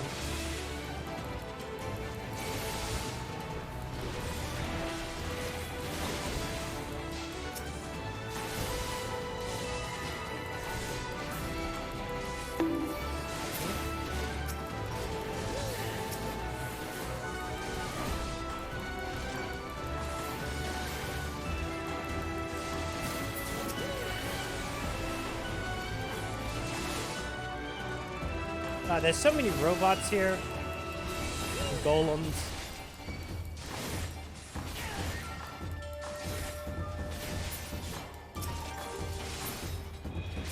I think...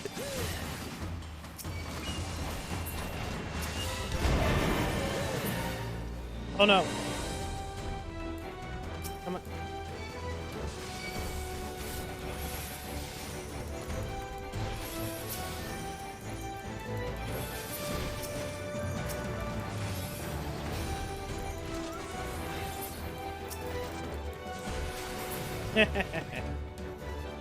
Anyways, time for an important boss for what we're going to be doing next week.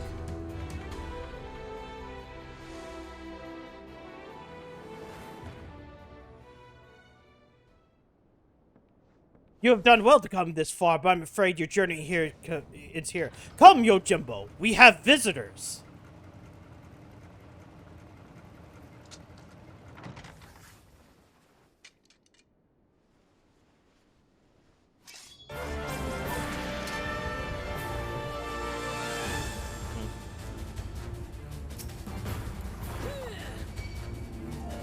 I am the Blade of Vengeance, the only dare whisper my name. Yojimbo. I like blue. I like the blue case guard.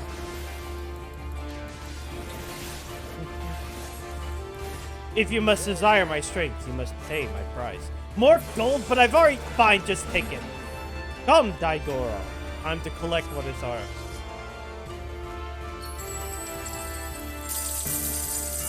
So, how do you do the Yojimbo boss fight? Fucking gold comes out. Daigoro basically jumps from pile to pile.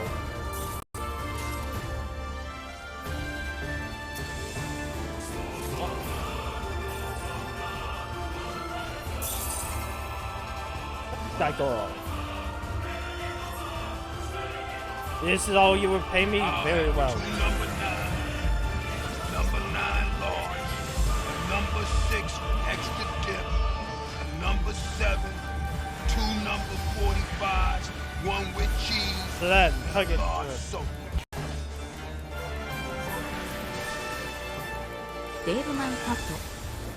Yes, he is.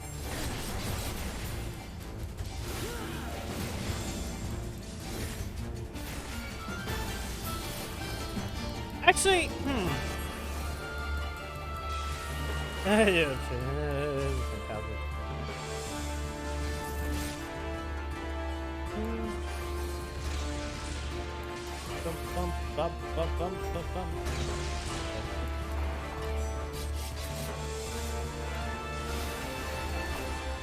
You know what?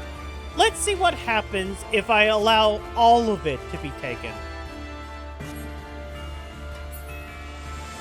We'll just deal with the dragon heads. Butterflies and dragon heads.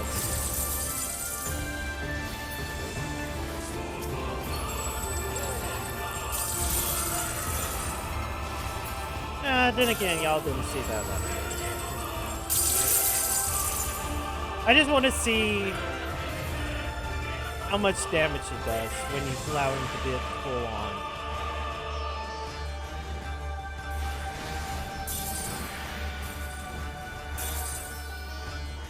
Back, Daigoro.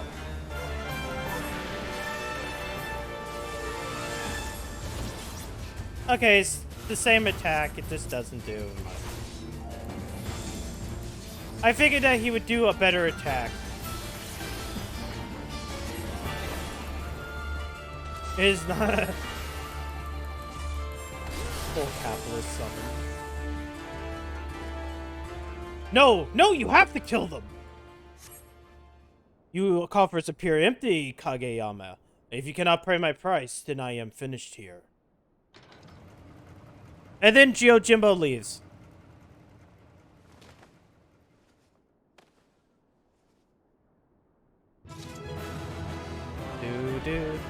Do. Ha! Yes.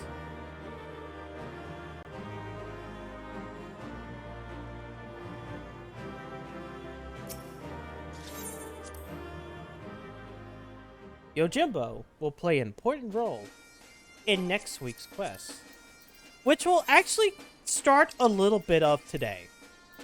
When Hildebrand, as is his wont, is sent sailing through the skies across the Ruby Sea, Nashu Makaraka sets her sights eastward. No sooner does she arrive in the port city of Kugane than she hears rumors of a dastardly thief known as the Wolf Burglar. And so the stage is set for a new chapter of intrigue and adventure. We're going to do the first quest. No. The introductory quest. And then we'll leave the rest for next week. A Higan tell. Nashu goes east.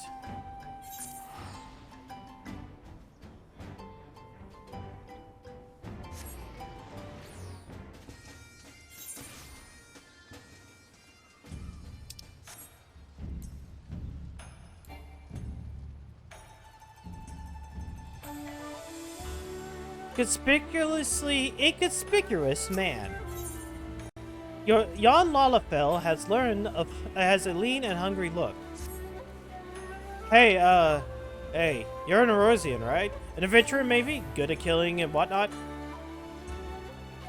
Me? Oh, I'm no good at it. I mean, other than the occasional rat, but, I got a job for you if you're interested. So this is Mikote girl. This incredibly beautiful, wonderful girl. In this tavern, right? Comes all the way from Erosia like you and me. So beautiful, this girl. So beautiful.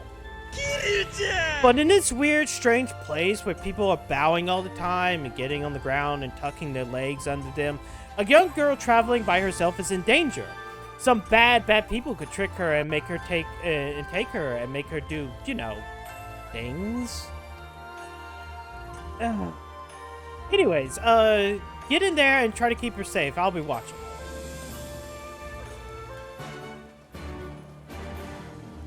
Yeah, why? Thought patrolled. I wouldn't call Nashu a thought. Oh, god damn it. He's gonna get schemed.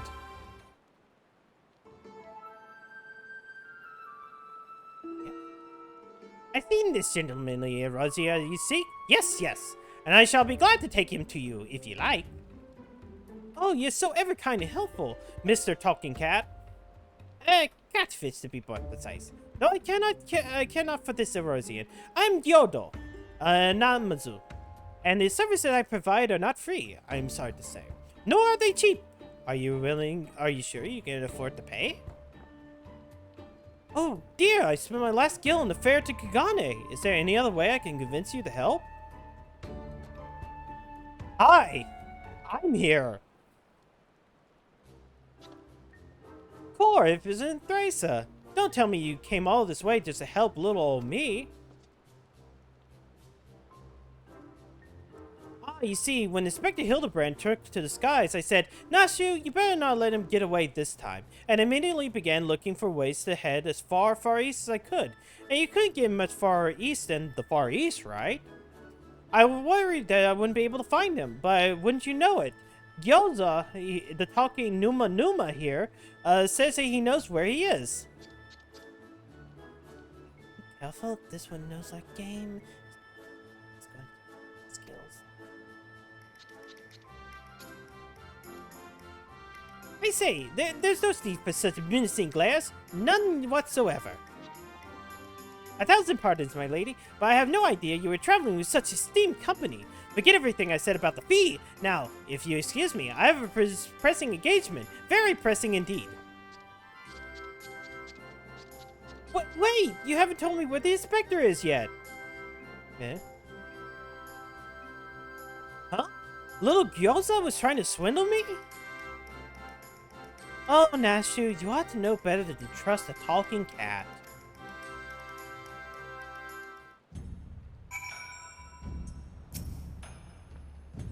I asked lots and lots of other people if they seen a gentlemanly Erosian, but none of them were any help. Oh, Inspector Hildebrand, wherever could you be? Stuck in the ground on the side of the building like it's not. Keep an eye out for legs. Yes, he does have a habit of landing him head first, doesn't he? Hopefully we'll need Lord Godfrey's help to pull him out again. That's it. If the inspector's always on the hunt for a case, then all we gotta do is find the biggest, juiciest one we can, and wait for him to appear. Let's go and see what trouble we can turn up, this way. Oh yeah, I should be, since I got Gigi. Yes.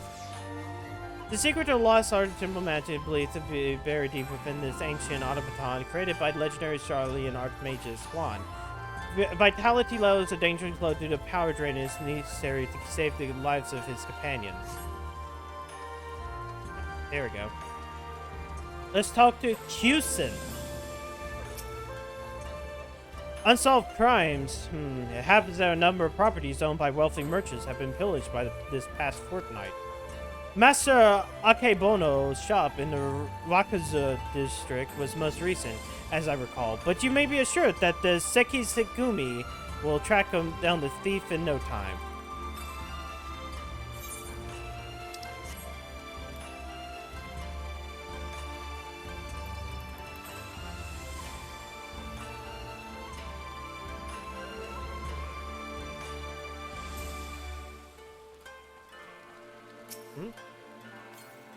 You again.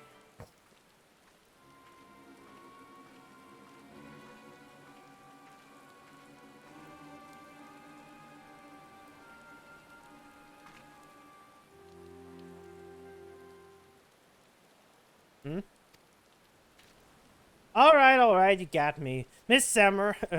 But before you do anything rash like arrests or torture or chopping into tiny little bits with that sword of yours, know that I never touched her. I mean, I never had the chance.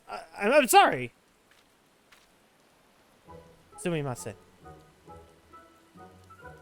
Huh? Oh, you're that Rosian adventurer. I thought you looked familiar. Woo! I mean, woo! For a moment there, I thought I was done for. Those Sekisegumi do not mess around.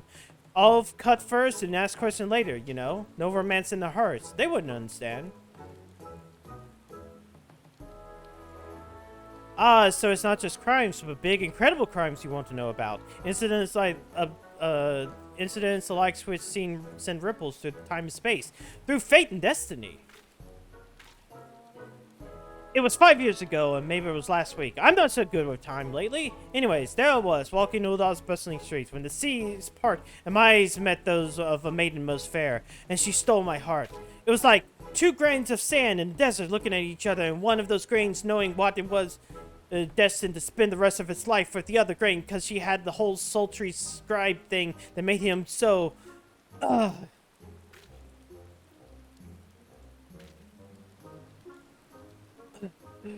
Ever since that day, I've watched over her from far, a silent guardian, a humble protector. Some might think of me mad, calling me a coward for refusing to speak with her, but they are fools, fools I say! Oh no. True love is not the product of any clumsy banter, but careful study. Years and years of observation, of obsession, until you know her better than she knows herself. I probably need to take a drink after that. Holy shit. Perhaps, when the time is right, I shall reveal myself to her. But until that blessed day, I shall aid her from the shadows, and you, my friend, will aid her in the light.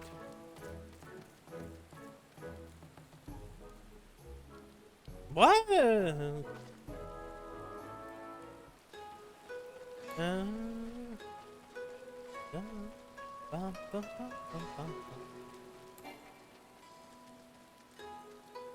Okay, where? Oh, you. Maji. Dastardly doings and perpetrating incident of criminal behavior? This is Kugane, my friend. We have no shortage of that here. But since you asked, the story on everyone's lips is the Bokaisens, these days. Is that the wealthiest among us and how they're being preyed upon by some sneak thief. Perhaps they should invest in better locks.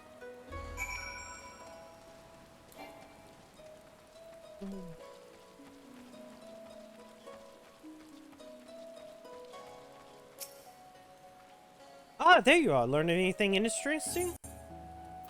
Creepy little bastard followed you to Kugane, says he's been stalking you for 5 years. Eh? Oh, you having me on. As if I wouldn't notice. Be serious now. How about the skill thief? A series of robberies committed by the mysterious thief. Oh, that's just the thing. Well done, Theresa. Our next order of business should be track down the Akabono and ask him about the latest incidents.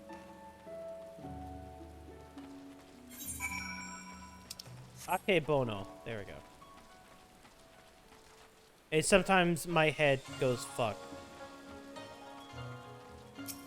I know how to somehow pronounce Japanese. It just takes a while. He certainly looks like a well-to-do merchant. Oh yeah, it's the guy with the fucking mustache. That fiend, that despicable rapscallion. The nerve of him to mark us. Thanks to you, Master Akebono, for all your help. I swear to you, my honor, that this sneak thief shall be brought to justice forthwith. And with that, I bid you good day. Ah, so that's Akebono. Let's go and ask him about the robbery.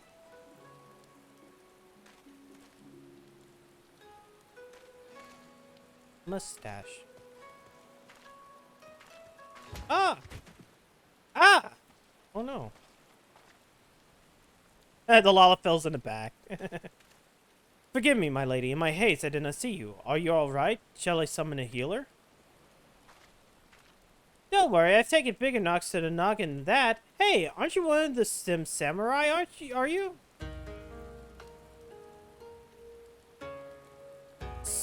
Shigure, at your service, my lady. You have my serious apology for the incident. Much I would like to make amends for my reckless behavior. I fear duty compels me to take a leave. A nefarious criminal is at large, and I must bring him to justice.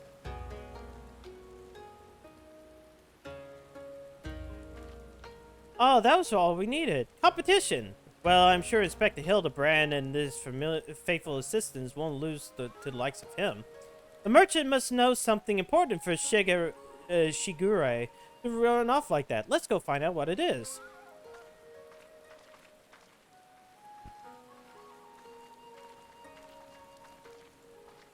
Greetings and salutation, Master Akebono. My name is Dashu, Agent of Inquiries, Extraordinary Inspector, and this is Theresa, who also got a knack for it. Can you tell us about the recent robbery? Ah, inspectors. I have heard of rumors of those come from the west. You seem the honest sort, so I'll oblige your request. This very morning, one of my assistants found my establishment unlocked, and when we went to investigate, he discovered that my most prized possession had been stolen. To make matters worse, in the place he found was this message.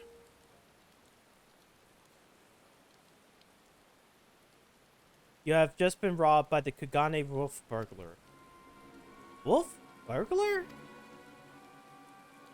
Surely you've heard about the recent exploits. Similar calling cards were found in the scene of other robberies. Ugh, and now I too have become a victim.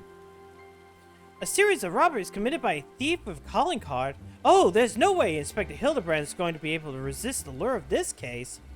I thought you two were the inspectors. It makes no difference to me who captured the criminal. And since the Seki Segumi seem to be at a loss, you'll be generously rewarded for any information, at least the recovery of my stolen property. I wish you well in your investigation.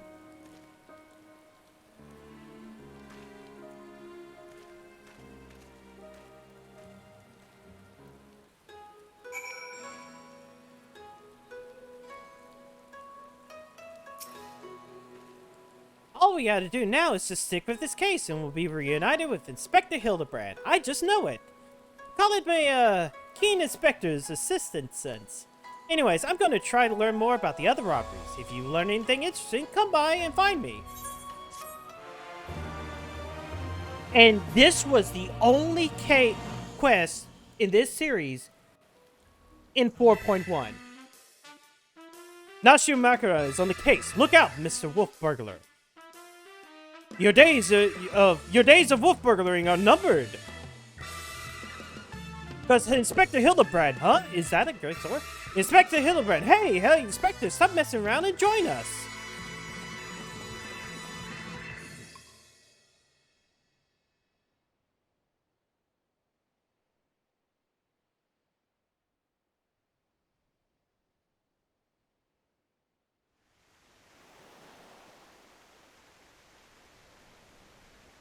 This is why this was given more. This was actually made in a certain way. Remember when we had these?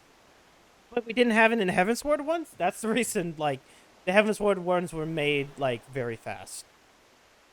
Boy, it's been too long since I had a chance to whip up a batch of Nashu's Delights. You can be sure I'll be putting these little dollars to good use next time. Oh, bugger. Good thing I've got plenty more stashed away.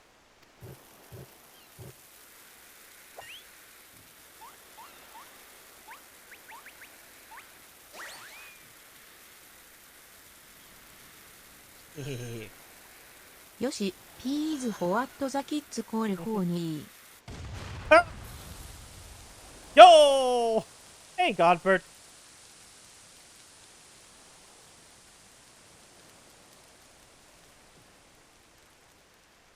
Yes.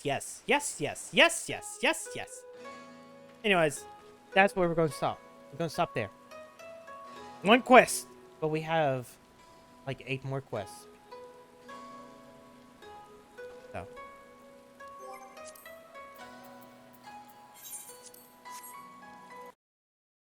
Let's my cell phone. That was this week's schedule. Fuck Chocobo GP. Where's my... Oh, there's schedule. There it is. Yeah, I gotta find everything on this. Let's look at this. I thought this might have lasted longer, but it didn't. It's okay. I haven't, but I will look at it. You think you're allowed to sleep? Yes, I am, but not now. So here's the schedule for next week. Final Fantasy VI on Sunday. Monday will be Elden Ring. Me and my brother had the conversation, so we ended up going, yeah, we'll pre-order digitally. So because of that, we'll get it 3 days earlier. So Tuesday will be Stranger of Paradise, Final Fantasy Origins. 6 again on Wednesday, Elden Ring again on Thursday, and then Friday will be it. 44 weeks in, we will be wrapping up Friday Fantasy XIV with the last of the Hildebrand storyline.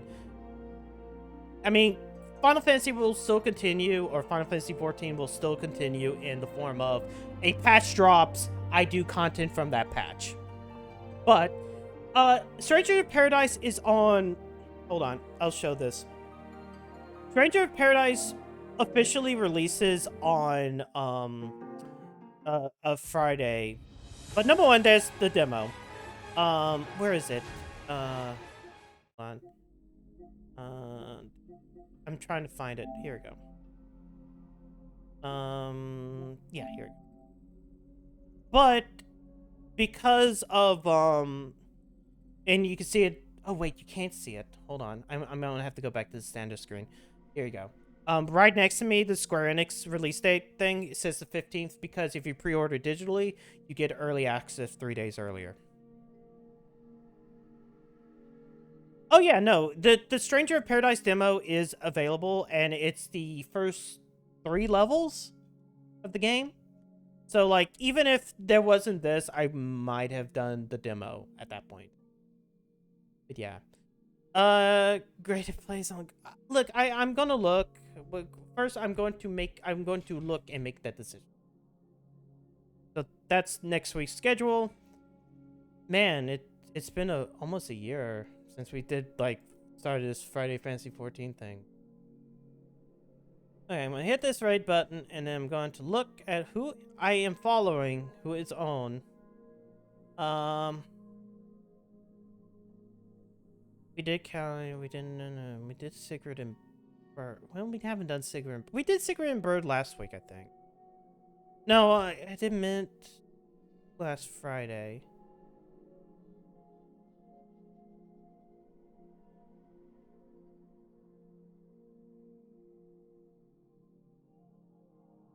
You know what? No, actually, I might actually do Sigrid and Bird just because Metal Gear Rising. I gotta support Metal Gear Rising. Metal Gear Rising is great. So we'll do that. Anyways, thank you for coming out tonight. Stay safe. I will see you guys on Sunday night for Final Fantasy VI, more Final Fantasy VI. Ow! Why? Why? Damn it!